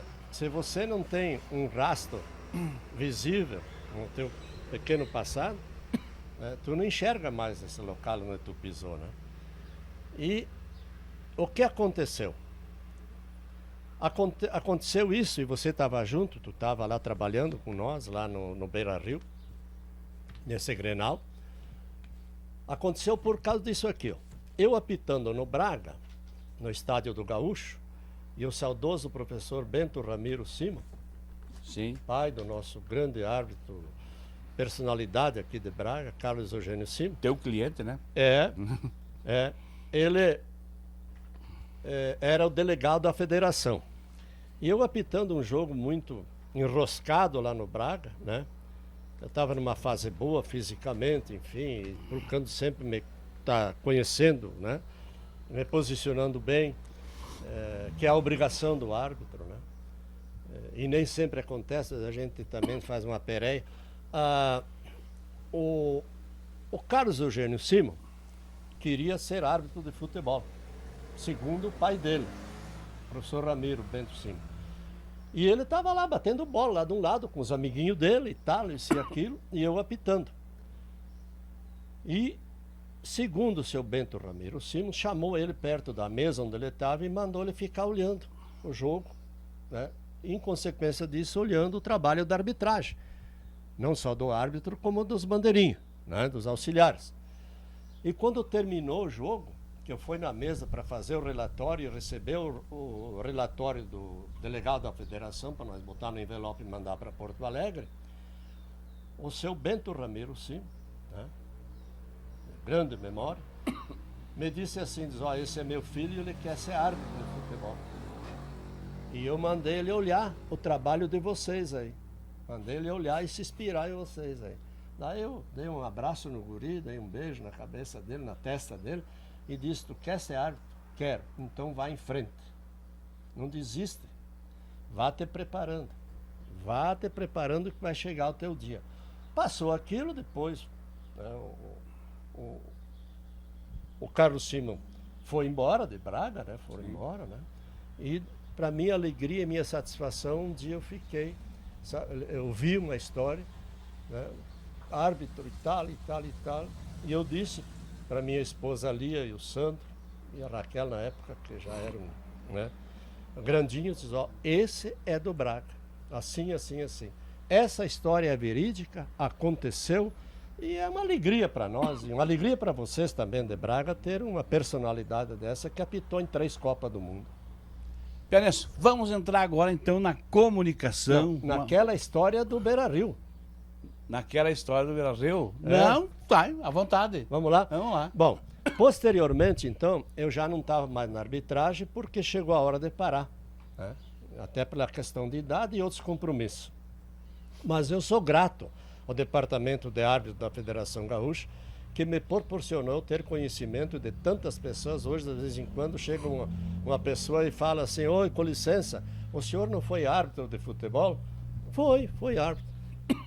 O senhor não apitou em Sarandi, Internacional de Santa Maria e o Guarani de Sarandi? Apitei. O que aconteceu naquele jogo? Olha, tia, não sei qual é o teu interesse, né? Eu disse para o rapaz, né? Lá em Dourados, Mato Grosso, eu e a minha esposa ia indo a Campo Grande, capital de Mato Grosso, visitar nossa filha, a doutora Raquel, e nós estávamos sentados numa mesa tomando uma salada de fruta, e tinha um casal sentado na outra mesa, e o cara me olhava, e me olhava, e me olhava. Daqui a pouco ele veio lá e pediu licença, aí que ele perguntou. Não sei qual é o seu interesse. Não se preocupa. Eu quero que o senhor me diga o que aconteceu para mim ter certeza que é a pessoa que eu estou pensando. Olha, eu apitei o jogo lá. O treinador do Inter de Santa Maria era o Chiquinho, de fato é. Sim. E o Guarani de Sarandi precisava ganhar e acabou empatando o jogo, né? E foi um jogo muito disputadíssimo, aguerrido. Eu tive que expulsar um jogador de cada time, né? E tive que quase expulsar o Chiquinho, porque o Inter estava classificado, mas tinha a mala preta, né? Que tinha outros clubes interessando que o Ipiranga não ganhasse, né? Como de fato não ganhou, no Guarani. Aí de Sarandi. E terminou o jogo, normal, assim. Quando terminou o jogo, fechou um boxer lá entre... Um sururuco. Deus o livre. Bateram em todo mundo brigou e bateu, e a polícia era pouca gente, não davam conta. Tiveram que chamar um reforço de Passo Fundo, do batalhão de choque, para poder tirar o time do Internacional do estádio, né? Porque a coisa ficou feia mesmo. Aí ele deu uma risadinha e chamou a esposa dele, dizer, é a pessoa que eu penso. Eu era zagueiro do time de Sarandi, e de fato foi um jogo muito batalhado. Mas o Internacional tinha um time melhor que o nosso. Sim. E nós não conseguimos ganhar. E eu, não sei se tu se lembra, eu fui te cumprimentar, te dar os parabéns, digo, mas você era o capitão, é? Só que eu tinha mais cabelo. Então são coisas que acontecem assim. Às vezes as pessoas vêm procurar a gente lembrando, né? Bom, cada um lembra, tem ficou um racinho de satisfação, né? Bom, Pianês, vamos falar agora de comunicação. Você também tem uma trajetória muito linda no rádio, não só no esporte, no rádio. E eu queria que tu contasse aonde começou, por que começou, e fala para nós um pouquinho aí. Depois a gente vai fazendo algumas perguntas. Um pedido teu, eu jamais não posso deixar de realmente relatar, porque, né, se não ajuda, também não atrapalha, né? Mas é um momento que, para mim, sinceramente, eu fico muito agradecido, mais uma vez, pelo Observador Regional vir aqui na nossa residência, né? Tua equipe aí, teu filho, tua filha, que hoje está descansando, e você, Marcos, que dispensa comentário do pouco tempo que nós trabalhamos juntos, mas deu para se entender, né? Sim. Até com o plano B, né? Até com o plano B. Depois eu vou falar do plano B. Aí, o seguinte, eu apitei um sábado de tarde a inauguração do estádio municipal lá de Horizontina, onde veio o juvenil, os juniores do Grêmio, jogar com a seleção regional, mas a maioria eram jogadores do Flamengo de Horizontina. Um sábado de tarde. O Elinei Macedo me mandou, passou a escala na quinta-feira de noite, diz, eu estou mandando pelo ônibus aí a súmula e o borderô, com o valor que eles vão ter que te pagar. E está indo direto para Horizontina, que tem ônibus direto de Porto Alegre Horizontina, dois auxiliar novo, eles estão começando, então tu dá uma força para eles lá que eles estão começando, eles estão meio preocupados. E eu disse que quem vai apitar é um gringo lá de Campo Novo, já com experiência, não se preocupe. Porque os times de Porto Alegre, quando vêm jogar no interior, eles querem juiz da federação. Assim Sim. Foi com o Grêmio, né? E como a gente ostentava aí o escudo da federação, enfim e tal, e logo eles viam que não, tem experiência. Tá. Vamos lá. Foi um jogo bonito, a direção do time de Horizontina fez um jantar lá para a delegação do Grêmio, fez questão de nós jantar junto. Daí os dois auxiliares, não, nós temos um horário de ônibus para ir. Daí o pessoal do Grêmio disseram, não, vocês jantam junto e vão com nós depois da janta vamos para Porto Alegre. Aí os caras se conversaram, o que tu acha? Não, mas vai, então vamos jantar junto aqui, não tem problema, né? Já não pagam a volta, né? Então tá, daí jantamos junto lá. Então foi um jantar festivo muito bonito. Aí vim embora, eu estava aqui deitado, descansando, um calor intenso, e tinha o jogo do Tabajara aqui no estádio municipal com o Internacional de Santo Augusto pelo Campeonato Amador. A Rádio Alto Uruguai, que não fazia muito tempo que estava no ar, lá do saudoso Sadi Sandri, veio transmitir. O narrador era o Darcy Bindé de Araújo, popular Bugio, nosso amigo. Meu amigo Bugio, meu amigo Bugio. Ele veio narrar o jogo. E o repórter era para ser que vinha lá de Humaitá, mas não se entenderam bem na conversa e o repórter não veio de Humaitá. Que eu estou querendo me lembrar o nome dele, um moreno que cantava também e que faleceu há pouco tempo. Era o repórter que trabalhava na Rádio Humaitá. Depois eu lembro o nome dele. Ele vem, sim. Gente boa. Mas não veio. Aí eu estou aí descansando e de repente bateu na porta e a Lia foi atender. Era o Bugio. E o pianista está aí, está deitado, está descansando. Ele apitou ontem lá em Horizontina. Tá. Eu posso falar com ele? Não, entra aqui e fala com ele. Homem do céu, me dá uma mão. Eu estou sozinho para transmitir o jogo e o repórter que vinha de Humaitá não veio. Vem lá, me dá uma mão, senta lá do meu lado, lá de vez em quando eu vou tomar um gole de mineral, daí tu fala do jogo e tal, tu conhece. Eu lembrei de você, homem, tem que ir lá me dar uma mão. Não, eu vou lá, não tem problema. Pode subir lá que eu vou. Ele instalou lá o equipamento e eu cheguei lá e tinha um fio puxado lá que era pro repórter, né? E um fone de ouvido e um microfone lá do lado do gramado. Eu fui lá no vestiário, peguei a escalação dos dois times, saí para fora e ele me fazendo sinal para ir lá sentar com ele. Digo, não, vou ficar aqui, botei aquele fone e escutava ele e chamei. Aí, Darcy, tudo bem? Ele, tudo bem, tudo bem. Adilson Serra. Adilson Serra. Era o repórter Adilson Serra. Saudoso, faleceu há pouco tempo, infelizmente. Grande cantor, enfim, gente boa. Aí, dizendo, não, vou ficar aqui, e assim que tu quiser, Darcy, eu tenho a escalação dos dois times e o trio de arbitragem.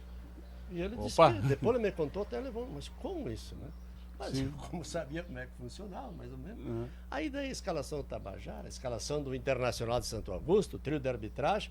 E eu vou trabalhando por aqui, Darcy. Posso? Pode, não tem problema. Barbaridade. O Darcy se empolgou, foi um negócio.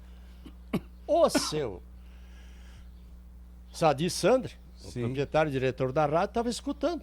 Diz, mas quem é esse cara, meu Deus? Mas quem é esse? Barbaridade, isso e aquilo.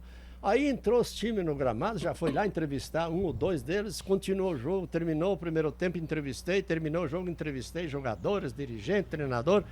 E aí foi lá do lado do Darcy. Daí ele pediu para mim fazer um comentário, tá? Fizemos aquele comentáriozinho. Aí foi o começo da história. Aí, a falta do Adilson Serra, o pianista foi lá, sabia de tudo. Começou a história. Na semana seguinte, seu Sadi Sandri veio aqui a serviço comercial na cooperativa e perguntou onde é que eu encontro fulano e tal. Não, ele tem o posto aí, assim, chegou aí. Seu Sérgio Pianesso. Aí, suas ordens. Mas é você? Eu tudo meio sujo, engraxado, lubrificando o carro, abastecendo e tal. Sou eu, sim. Por quê? Não, eu queria falar contigo. Então vamos passar aqui. Aí que ele me disse, se apresentou. Mas nós já se conhecia, porque ele era da negócio de ensino. Coordenadoria, ele foi coordenador de ensino. Foi coordenador. Né? E eu era presidente do Circo do Paz e Mestre, aqui em Campo Novo, e saía a reunião lá, às vezes ele vinha aqui, mas eu não guardei, Sim, assim. sim. Aí nós se familiarizamos, aí conversamos, dizendo, eu quero que tu trabalha comigo na esporte. Mas como assim? Não, porque o TAC vendeu, ele vai participar da segunda, e nós vendemos o jogo e precisamos de mais gente lá, e vê o que aconteceu ontem aí, eu gostei demais do que tu fez, você já parece que é um profissional? Não sou, não. Não, mas eu quero. E aí começou por aí, depois trilhamos em outras emissoras. O auge, né, pianista, assim, que tu estourou mesmo, foi em Juí, né? No auge também do São Luís também lá, né? É verdade. Podemos continuar? Continua. Então, assim, ó, a questão, aí o São Luís estava na segundona e o TAC também. Veio jogar em Três Passos, o TAC já estava desclassificado, né? E o São Luís lutando para subir para a primeira divisão. Veio a Rádio Repórter e a Rádio Progresso, né?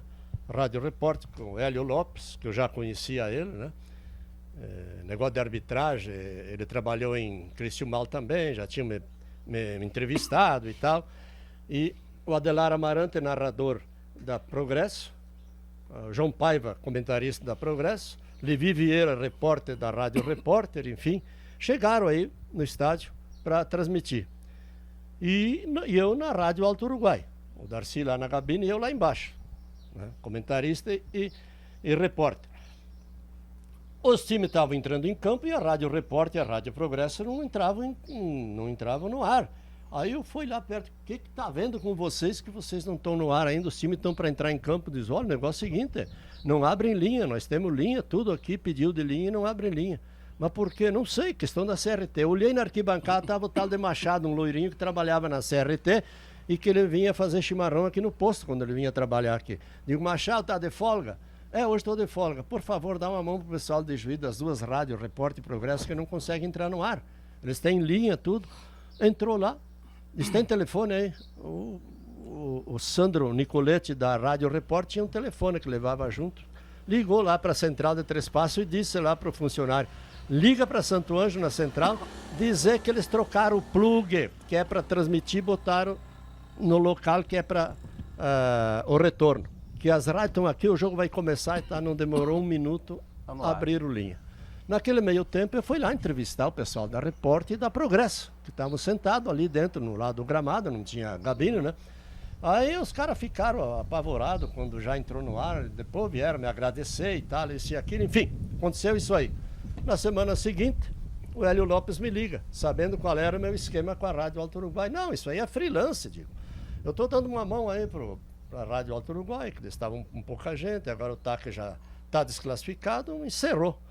Não, mas então nós temos que conversar, porque o São Luís está na iminência de subir, e se eles subirem, nós precisamos de mais gente aqui na nossa equipe esportiva e tal, isso e aquilo, mas não há possibilidade, eu estou aqui em Campo Novo, a 100 quilômetros de Rio e tal, e foi indo, até que o deputado Mânica, na época, e era o dono da rádio, né? Até hoje, a esposa dele é a dona da rádio, repórter, entrou em contato comigo, aí os caras me ligavam, e fizeram proposta, conversei com a minha família, disse, não, mas é o que tu gosta, tá começando, vai lá então, tu não tá mais na arbitragem.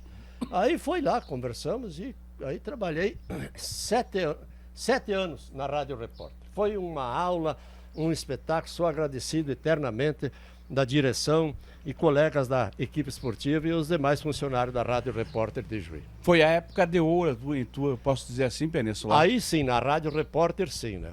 Houve a necessidade, inclusive, de eu narrar algum jogo, porque o Hélio Lopes teve um pequeno problema de saúde, Aí eu acabei narrando alguns jogos pela Rádio Repórter, era uma responsabilidade muito grande, mas que acabou dando certo, né? Posteriormente, a Rádio Progresso nós procurou. Sim. Posso continuar? Nossa, então vamos lá. Ah, não. O Bonamigo, e eu então na época era prefeito, o Valdir Reck, os proprietários da Rádio Progresso, montaram um projeto muito arrojado para transmitir jogos da dupla Grenal na Copa do Brasil e no Campeonato Brasileiro. Não só em Porto Alegre, em todo o Brasil, onde eles iam jogar. Montaram esse esquema e eles já tinham há tempo me dado umas pinceladas, me procurado e tal. Aí me procuraram efetivamente e eu disse, não tem motivo para sair da Repórter. Para, gente. Não, mas tu vai ter uma oportunidade de conhecer todo o Brasil, como nós também, que não conhecemos. Nosso projeto é amplo, já está vendido, já está tudo confirmado, né? E nós precisamos conversar. Quando é que tu vem, Juiz? Aí eu transportava, ia buscar o combustível para o posto, no meu caminhão. Foi lá, o Bonamigo disse, não, venha jantar comigo aqui. Deixa o caminhão lá no posto na saída, eu vou lá te buscar, depois te levo lá. Se tu quer posar aqui, posa. Fizemos uma conversa, me mostraram o projeto. Foi de tremer, né? Projeto. E já fizeram a proposta financeira também, enfim, né? E eu, como é que eu vou fazer? Digo, mas eu tenho que ser leal com a Rádio Repórter. Um dia eu fui lá carregar, encostei o caminhão na frente, fui lá na Rádio Repórter, falei com ela e tal, olha, eu não vou esconder vocês, eu preciso que vocês me liberem. Mas por quê? Eu vou ser sincero, eu não tenho como esconder de vocês, eu tenho que ser leal com vocês. Porque se eu entrei por aquela porta, o dia que eu saí, eu quero sair por aquela porta. Mas, homem, tu é nosso parceiro, não é possível. Digo, não, a Progresso me fez uma proposta. Não, mas eles não vão cumprir. Lá tinha um problema político e problema comercial. Sim. Mas, olha, se eles não cumprirem, a gente vê logo no início. Não, mas não Deus o livre, o Mânica não vai te liberar e tal, isso e aquilo. E o Hélio falou com o Mânica. Aí foi um mês, mais ou menos, assim. Homem do céu, foi difícil. Até que um dia eu liguei para o Mânica, lá na Assembleia. Olha, deputado, eu preciso que vocês tomem uma decisão, porque senão eu vou ter que pedir assim. Eu não quero, porque eu sou grato a vocês aí, mas me deixem me esfolar lá. Deixa eu me esfolar. Diz ele, Pianês, pela tua lealdade, pela tua sinceridade, eu estou te liberando. Eu vou autorizar lá o pessoal lá te liberar e tal. Mas numa condição. Opa! Se não der certo lá por qualquer motivo, aquela porta que tu entrou quando nós fomos te buscar lá em Campo Novo, tu vai entrar de novo lá. Não tem problema. Aí eu fui lá para Progresso. Primeiro jogo, Grêmio e Palmeiras, pelo Campeonato Brasileiro no Olímpico, de noite, na quarta-feira. Aí fomos lá e começou então da Repórter para Progresso. Pianesso, e você é conhecido, muito conhecido. Claro, Sérgio J. Pianesso. É bondade tua, mano. Não, demais. Não adianta. Mas tu tem, não é uma palavra, é uma coisa que todo mundo, aonde tu vai, às vezes as pessoas falam, e às vezes tu tá passando nos estádios, nos lugares que você chega, todo mundo fala. Às vezes nem fala em Pianesso. Olha lá, o Azeitona. Onde surgiu o Colocando Azeitona, o Azeitona, e por que isso, onde é que surgiu? Conta essa história para nós. Veja bem como essa tua pergunta é muito importante, né? É muito importante. Quando eu comecei na Rádio Repórter, o São Luís estava para subir para a primeira divisão, como eu já falei anteriormente, mas tinha concorrente. Quem era? O Inter de Santa Maria, o Guarani de Venâncio Aires. E tinham 3 jogos ainda para receber. Era 3 para uma vaga. 3 times, né? O Guarani de Venâncio Aires veio jogar com o Oriental em 13 de maio. O Oriental não tinha mais nada a ver, já estava desclassificado. Mas a tal mala preta funcionava, né? De ambos os lados. Veio jogar o Guarani de Venâncio Aires em 13 de maio, com o Oriental, e o São Luís mandou a mala preta lá para o Oriental, para não perder. O São Luís jogava em casa com o Ipiranga de Erechim. O Hélio Lopes, direção da rádio, mandou um técnico com um carro me pegar aqui para nós ir a 13 de maio e botar um ponto de transmissão lá, mas só para mim dizer o tempo do jogo e o resultado. E o Hélio Lopes com a equipe completa lá em Juí, no estádio 19 de outubro. como eles tinham interesse em saber do resultado lá de 13 de maio, eles atrasaram a entrada, entraram com camisa igual, voltaram para trocar camisa, demora demais, goleiro não sei o que, isso e aquilo. Entraram com quase 30 minutos de atraso com relação ao jogo lá em 13 de maio. E eu sentado num banquinho lá do lado, no gramado, lá em 13 de maio, me apresentei lá e tal, isso e aquilo. A Rádio Colonial 13 de Maio estava transmitindo também, a Rádio Cidade Canção também. Aí conversamos lá com o pessoal, olha, o cara da Rádio Repórter aqui, porque eles não sabiam que eu estava estreando lá em 13 de maio. Sim. Eu também não contei. Aí começou o jogo, um jogo pegado, um jogo jogado. Né? De repente, o Oriental tinha um jogador, um tal de Coelho, muito rápido, ponteiro esquerdo, lançaram a bola e ele foi pela esquerda, driblou o lateral, driblou o zagueiro, entrou na área e gol. Quando ele entrou na área, assim, eu meio, como fosse um delay, entrei narrando. Lá vai o Oriental pela ponta esquerda, pode acontecer agora, lá vai o jogador do Oriental, olha o Coelho entrou na área, vai marcar golaço! E é gol do São Luís também, gritei, gol! E foi, né? Gol do Oriental, e é gol do São Luís também. E tá lá, primeira azeitona no vinagre do goleiro Walter do Guarani. Vai buscar que essa tá na conserva. Aí surgiu a azeitona. A partir de lá, não tem mais vidro para colocar. Não tem Pegou, mais vidro. Azeitona e azeitona. Sabe por quê? Na hora, sim, eu não pensei, não preparei nada, mas eu tinha que ver se deixava uma marca. Sim. Né? E como o goleiro vai buscar a bola no fundo do gol, não vai sorrindo, vai com a cara de azedo, porque eu botei azeitona no vinagre e pronto, aconteceu aí com você. Deu empate em 1-1, entrou Cabo João, jogava no Oriental, sim. Entrou Cabo João, né? Foi infeliz num lance lá, né? Vieram 2-3 para cima dele, e ele não tem culpa de nada, e o Guarani empatou, terminou 1-1. E o São Luís ganhou do Ipiranga de Erechim lá no 19 de outubro, então criou mais a oportunidade do São Luís se classificar, que posteriormente se classificou. E o que eu acho engraçado, né, que eu noto, é que as pessoas, às vezes tu chega no lugar, as pessoas gritam, ô azeitona, e você atende. Mas atendo porque eu jamais vou deixar, por um exemplo assim, se é uma marca criada, uma marca que foi registrada, como você disse, exato. Na boa, né? Não tem por que eu dizer que não. Eu não posso ser, digamos assim, uma pessoa mal educada, digamos, não dá atenção, porque se a pessoa me chamou de azeitona é porque me conhece, é uma pessoa da minha relação. Eu vou lá e cumprimento ele e abraço. Exato. Muito obrigado. Exato. Né? Isso acontece seguidamente e tu é testemunha disso.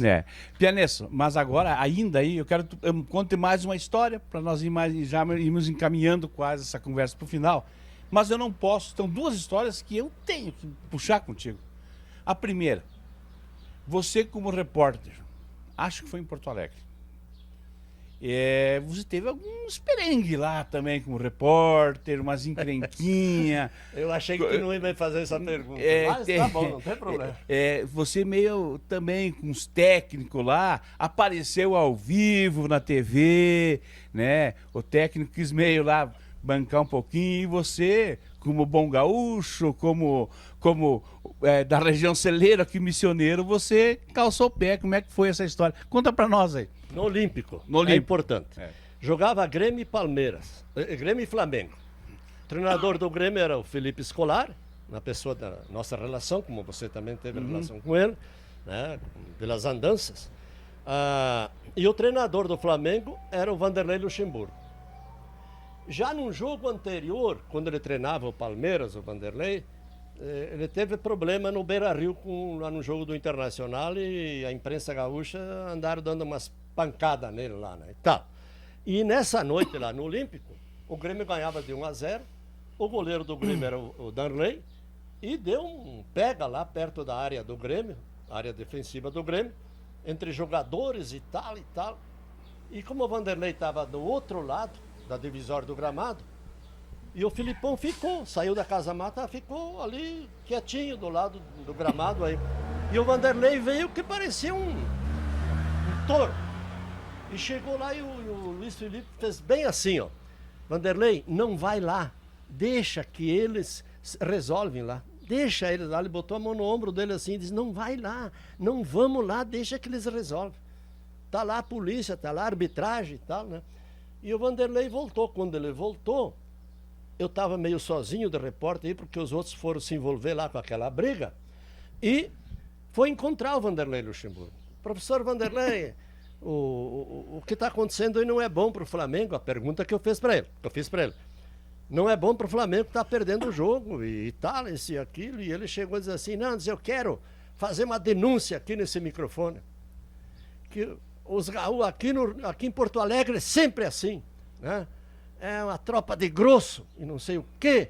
E começou a dizer, não, seu Vanderlei, não é essa a pergunta que eu fiz uma pergunta para o senhor no seguinte sentido, que não é bom o jogo parar e que dá esse problema, pode sair até alguma expulsão de ambas as equipes, e o Flamengo perde o jogo e não é bom. Eu quero reforçar o que eu disse, isso e aquilo. O senhor é um mal educado. Porque eu fiz uma pergunta para o senhor, repeti a pergunta, o senhor não me respondeu. O senhor fez questão de 2 vezes dizer que o Rio Grande do Sul é uns grossos, não sei o que, isso e aquilo. Nós somos grosso de perna porque usamos bombacha, senhor. Né? E é um estádio mais culto da federação. E o senhor é um mal educado. O senhor tem que entender que um profissional da imprensa, quando vem fazer a pergunta, o senhor tem que responder a pergunta. Se depois quiser dizer coisa, diga. Mas naquilo já tinha Luiz Carlos Reck da Guaíba, já tinha Silvio Benfica da Gaúcha, já tinha não sei mais quem lá da Bandeirantes, junto lá, ouvindo o que eu dizia para o Vanderlei. Né? Digo, e o senhor tenha mais educação. E daí os caras, mas o que houve e tal? E aí o Haroldo de Souza, que era o narrador da Rádio Guaíba, diz assim, bota os fones nesse repórter aí que esse bancou um macho. Foi um negócio fora do comum. Foi uma coisa que eu não deveria ter feito, mas aconteceu. Então foi esse perego. Aí todo mundo, e aí veio a televisão em cima e todo mundo querendo saber o que tinha acontecido. E eu relatei para os colegas o que tinha acontecido. Alguém tinha que dizer isso para o Vanderlei um dia e aconteceu. Qual é a rádio? Ah, Rádio Progresso e tal, isso e aquilo. Aconteceu isso aí, realmente foi um momento que não me agradou, mas o que aconteceu? Aconteceu e eu não tenho como esconder, né? Mas, Pianesso, voltando nesses peregos... Ainda nessa aí, cheguei em Juiz, digo, vou pra rua, né? Sim. Vou pra rua, cheguei em Juiz, o bom amigo veio me abraçar e dar os parabéns. Parabéns! O que tu fez lá? A Rádio Progresso saiu na televisão, saiu em todas as outras emissoras que estavam lá. Digo, eu tô na rua. Que rua, rapaz? Me deixou famoso. Dentro dessa linha, e hoje, se eu estou nessa função, na comunicação, eu dou graça a esse homem aqui. Essa pessoa me colocou nesse mundo, me ensinou o plano A, me ensinou o plano B, me ensinou que a gente nunca se deve chegar atrasado nos compromissos no meio de comunicação, né? E também, uma dessa história que eu vou pedir para ele lembrar, foi uma vez que a gente foi fazer uma transmissão em Erechim, de um Grenal, um dos poucos que aconteceram fora da grande Porto Alegre. E como sempre, o Grenal era tarde e nós se deslocamos de madrugada, 4 horas, 5 horas da manhã, aqui eu e ele, mais a nossa equipe. Chegamos lá, puxamos fio, puxávamos muito fio, né, Pianesso? Muito, demais. Na época, procuramos um lugar, se apresentamos, nos credenciamos, se instalamos nos melhores lugares, porque a gente ia cedo, daí cada um achava o seu lugar, disse, olha, se instalam aqui.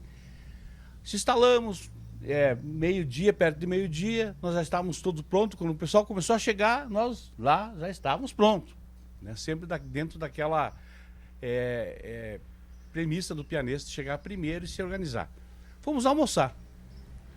Quando voltamos, em torno de 1 hora, o estádio já lotado, né? E nós transmitimos no meio da torcida, né, pianista? No meio da torcida. Na verdade, não tinha cabine que chega, né? Então, muitas emissoras tiveram que ficar na arquibancada, ou então debaixo do pavilhão coberto, onde tinha cadeira, e fizeram uma divisóriazinha com uma fita amarela lá, que é a rádio tal, rádio tal, rádio tal. Aí, quando nós chegamos de volta, né, surpreendentemente, o nosso equipamento estava todo jogado para um lado. E um cara com uma máquina filmadora desse tamanho, um símbolo lá, né, de uma TV, Até era o cara que fazia a TV do Inter. É. O Pianesso olhou aquele cara mas o que houve? Aí eu deixo aqui o homem contar. O que aconteceu e que esse homem fez, e depois eu vou dizer o que aconteceu com a torcida. Ele também parou esse jogo. Pianesso? É importante também isso aí, porque nós estamos conversando, fazendo um relato daquilo que aconteceu nas nossas jornadas. Na nossa jornada. Muito bem. Claro, como você já disse tudo assim, chegamos lá, quando voltamos para nós se preparar para o trabalho, o nosso equipamento lá de um lado. Mas o que é isso? Fone, microfone, mesa, enfim, tudo. Olhei para aquele cara atrás lá e... Aí eu vi que tinha um material dele ocupando o nosso espaço, mas o que houve aqui, cidadão? Não, porque não sei o quê. Mas o senhor parece que não trabalha na área da comunicação, né? O senhor não viu que essa divisória aqui faz parte da nossa emissora de rádio? A tua parte para trabalhar estava também com a divisória? Agora, se tu veio com muito equipamento, aí não é de se fazer isso. Tirar o equipamento dos colegas aqui. E ele não sei o quê, daí eu botei-lhe a boca nele. Peguei e já fui tirando as coisas dele lá para um lado, né? E você me olhava e me ajudava e me olhava. E botei, atirei tudo de volta lá e se acomodamos lá, né? Porque eu achei que foi uma falta de educação, né? E eu falando meio alto, como eu tenho o costume de falar alto, a torcida aí acabaram. E eu acho que a torcida, a maioria era do Grêmio naquele local. Aí, eu sei que foi uma pereba, mas aconteceu realmente, né? Mas é assim, ó, mas só para ilustrar, o cidadão nada mais era o representante da TV do Inter, da grande imprensa, e o pessoal do interior, quando viu que era, não por ser do Inter, por ser do Grêmio, mas como era a grande imprensa de Porto Alegre, nós éramos lá, os coitadinhos, a torcida aplaudia e ovacionava o Pianesso pelas verdades que ele dizia e fazia os comparativos, né? Então é mais uma história desse cidadão aqui, né? Pois é, Marcos, e quem está assistindo esse trabalho de vocês aí, né? São coisas que aconteceram não porque nós planejamos, são coisas que aconteceram normal, né? E também nós vínhamos voltando de um jogo lá de Erechim e o jogador, grande goleador, né? Coração Valente. Sim.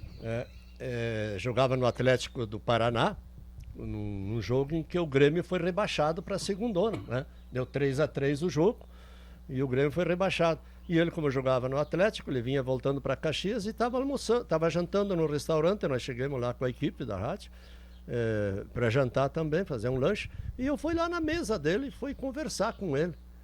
E ele nos atendeu assim muito gentilmente, né? Coração Valente, né? E enfim, aconteceu coisas assim na nossa trajetória que é muito importante e é bom a gente relembrar esses momentos importantes que nós passamos, né?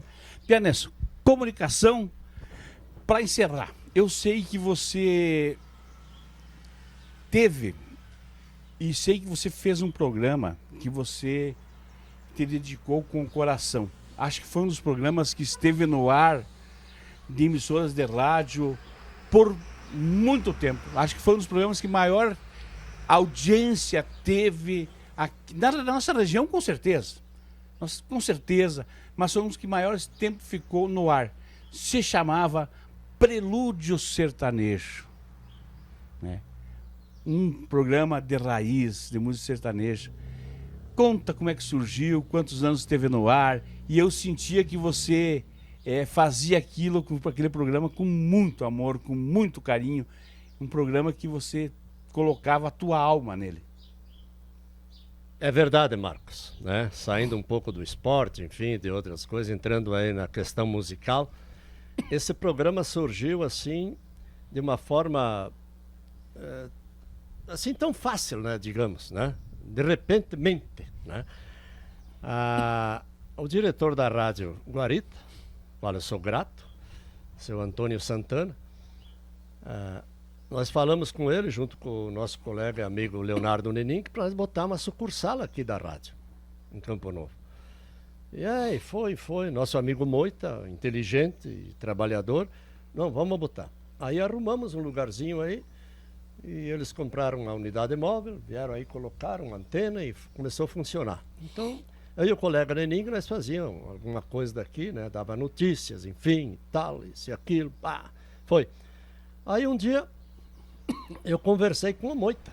Moita, eu gostaria de fazer um programa musical aqui, de tardezinho, à tardinha, né? Bem à tardinha e tal, fazer daqui. Mas tu faz? Faço, não tem problema e tal, isso e aquilo. E fomos conversando. Aí o meu filho Sandro, um dia conversando assim, eu dizendo que queria escolher o nome do programa, né? Porque tinha bastante Sertão em Festa, o Entardecer com Sertanejo, tinha bastante, né? E aí conversando com meu filho Sandro, dizendo assim, pai, por que não bota Prelúdio Sertanejo? Explicou Prelúdio Sertanejo. E acabou ficando, outras pessoas também deram esse nome. E começamos aqui. Primeiro me deram 15 minutos. 15 minutos era 2 músicas. E um nome dos patrocinadores e acabava. Aí uns mês e pouco, 2 e pouco, falei, não, mas tem que ser mais. Daí me deram meia hora. E começou. E eu recebi a carta do Braga, do interior, da cidade, de São Martinho, de Bicaco, de Campo Novo. É uma pena que eu não tenho mais elas guardadas aí, mas isso foi caixas e caixas de sapato, cheias de cartas e cartinhas e bilhetinhos oferecendo para o avô, para o pai, esse, aquele prelúdio sertanejo. Depois de meia hora me deram 1 hora. Aí já ficou melhor, né? Ficou melhor. E realmente esse programa é um programa que já está vai completar agora, não, completou dia 6 de janeiro, 27 anos. Vamos retificar, né, Pires? Ele continua, porém agora na tua rádio web Aurora, né? Exatamente. Continua das 16h30 até as 18 horas, continua aqui ao lado, né, na casa do filho Patrick, né, que temos aí a nossa rádio Aurora, rádio online, né, e tem outros programas que o Patrick também apresenta. Sim. Tem o meu comentário esportivo colocando azeitona ao meio-dia, enfim, mas continua. Continua. Pianesso, e o prefixo dele tinha uma música, né? E ainda tem a mesma, a música aquela. Tem. Como é que se chama essa música? Seguindo Seus Passos. Eu sei que tu é metido a cantor. Dá só um tralizinho dela aí pra nós. Tu não tá pedindo demais, meu amigo? Não, eu gostei, dá só um pedacinho. Se eu fosse um ser invisível, estaria sempre em teu coração. Não precisa mais, senão nós não vamos... Esse é o Sérgio J. Pianesso, né? Grande coisa. Eu sei porque essa música que toca muito em todo mundo. Quantas pessoas ouviram isso, Pianesso? Isso aí é muito importante, né? Depois dessa música, né, top de linha, que eu entendi assim, né? Com Felipe Falcão, né? Aí depois vinha mais uma introduçãozinha de mais umas 2 músicas e tal, para dar aquela abertura, né? Sim. E a gente está continuando, né? Agora, numa outra fase, né? Sim. Temos aí a possibilidade, inclusive, de continuar, né? Sim. Nossa luta de uma forma um pouquinho diferente, mas temos aí, né? Se adaptando.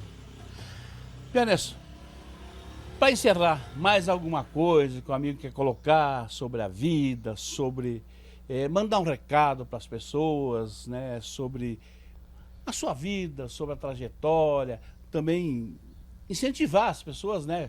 Você com toda essa experiência de vida que inspirou muita gente, na qual eu me incluo, né? E um momento aí. Olha, Marcos, primeiro eu quero agradecer ao Observador Regional, na tua pessoa, do teu filho, da tua filha, tua esposa, enfim, por nos dar essa oportunidade, né? Você quando me visitou na sexta-feira, né, eu achei, digo, não, daqui um mês mais ou menos ele vai dizer, não, é agora domingo. Não tem problema, então é agora domingo, né? Muito obrigado, Marcos, né, por essa parceria que nós mantemos, né? Temos seguidamente, você nos convida para fazer parte da tua equipe de transmissões e a gente sempre participou. Isso aí faz parte da minha vida também, né? Eu quero agradecer a minha família, a minha esposa Lia, meu filho Sandro, minha filha Raquel, meu filho Patrick, meu genro William, a minha netinha, né? Também quero agradecer a Natasha, que é a namorada do Sandro, uma pessoa muito querida, de uma forma muito efetiva pelo apoio que sempre me deram. Porque se não tem o apoio da família, daquelas pessoas que você convive no dia a dia, você não desenvolve, e se desenvolve, não desenvolve bem. Desde a questão da arbitragem, eu saía, ficava minha esposa com as crianças em casa, depois na questão das viagens que a gente fez, principalmente lá em Juí, com a Progresso, então, o Brasil todo. Tem uma historiazinha lá de Curitiba em que o médico do Grêmio invadiu o gramado para atender um jogador do Grêmio lá no Couto Pereira, e o juiz mandou ele sair para fora, que ele não tinha autorizado. O médico agrediu o juiz, eu estava pertinho e foi lá com o microfone da Rádio Progresso. Depois saiu na 0 hora, inclusive, isso aí, tudo graças ao apoio da família também. Quero agradecer o município de Campo Novo, que me acolheu aqui em 1977, posteriormente a minha esposa, depois os nossos filhos, né?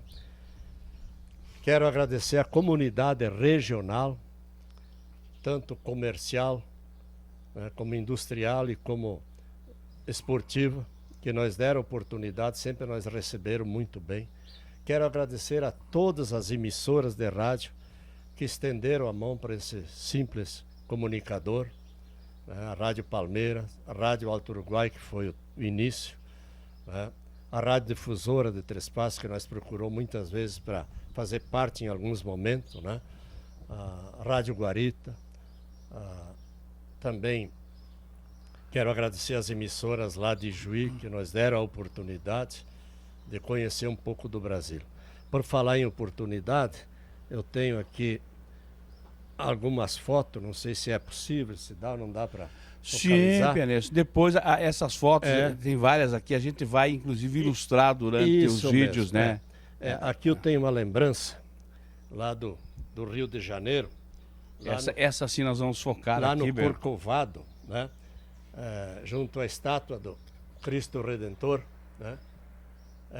Quando nós estamos transmitindo o jogo do Internacional e o Flamengo lá no Maracanã, e depois no outro dia nós tínhamos uma folguinha e fomos lá tirar uma foto. Essa aqui é uma parte da equipe esportiva da Rádio Progresso. Está o Pianesso, está o Lavo Vieira, o Luiz Roberto e o Luciano, que era o nosso técnico, né? Eu fiz questão de mostrar para que as pessoas saibam que a gente realmente teve lá no Pacaembu, no Morumbi, no Palestra Itália, no Couto Pereira, enfim, aonde a gente, lá no Ressacada, com a seleção brasileira, lá em Florianópolis, né? Lá no Orlando Scarpelli, lá do Figueirense também. Enfim, eu quero agradecer a todos e a todas indistintamente, porque eu tenho amor pelo esporte e tenho amor por aquilo que a gente faz, e essa oportunidade que o Observador Regional está dando, não só para esse comunicador, como já fez e vão fazer com muitos outros e muitas pessoas fora da comunicação também, contando a história, né? Pessoas aí, eu sei que tu está trabalhando com um cidadão com 104 anos, né? Que já se ele deu, já fez o trabalho, não, mas vai fazer, com tantas outras pessoas. Eu quero agradecer a todos e a todas e dizer que eu estou à disposição. Eu sou uma pessoa simples, como simples o cidadão tem que ser, né? E valorizar as coisas que você participou. Campo Novo, né? É uma terra em que me acolheu e que eu tenho um carinho muito grande. Aqui eu constituí a nossa família junto com a minha querida esposa Lia, e aqui nós estamos vivendo. Nossos filhos também estão vivendo aqui, trabalhando, e que eles também têm a história dele que eles vão palpando passo a passo no dia a dia. Muito obrigado, Marcos. Obrigado, Observador Regional. Continuam com esse trabalho brilhante, com essa simplicidade de vocês. E quando necessário for, a gente está aí ao lado de vocês, com muita alegria, atendendo o seu convite. Muito bem, pessoal. Então, aqui, hoje, podemos ouvir um pouco da história, né? Se nós fôssemos conversar, nós ficávamos aí 3 dias desse homem simples, né? Sérgio João Pianesso, o Sérgio J. Pianesso, o meu amigo Azeitona, o homem que me ensinou o plano A, o plano B, o homem que me deu a oportunidade de hoje estar aqui tá no meio de comunicação. Por Muito falar obrigado. nisso, como é que começou essa história lá? Dessa tal oportunidade? Ah, Pianesso, eu me emociono. Fica tranquilo. Eu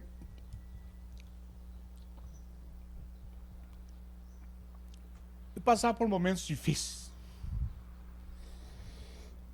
Não, mas E pula procurei. essa, pula Não. E você, juntamente com meu amigo, o Dr. Ney Vieira, me procuraram. Marcos, vem trabalhar comigo na Rádio Guarita, Nós fomos lá na tua casa. na minha no- casa. E a partir dali, eu vi um outro caminho na minha vida. E engrenamos, juntamente com o Chico, te lembra, o contador? Sim. E a gente começou, e eu gostei da latinha. E isso está hoje, né? E sou grato a você. Muito grato a você. É preciso que eu diga, ao encerrar o nosso trabalho aqui, o Marcos chegou por lá e tal, isso e aquilo, meio assim, com medo e tal. Eu digo, fica solto, fica à vontade aí. 15 dias depois, o Marcos estava apresentando um programa lá na rádio.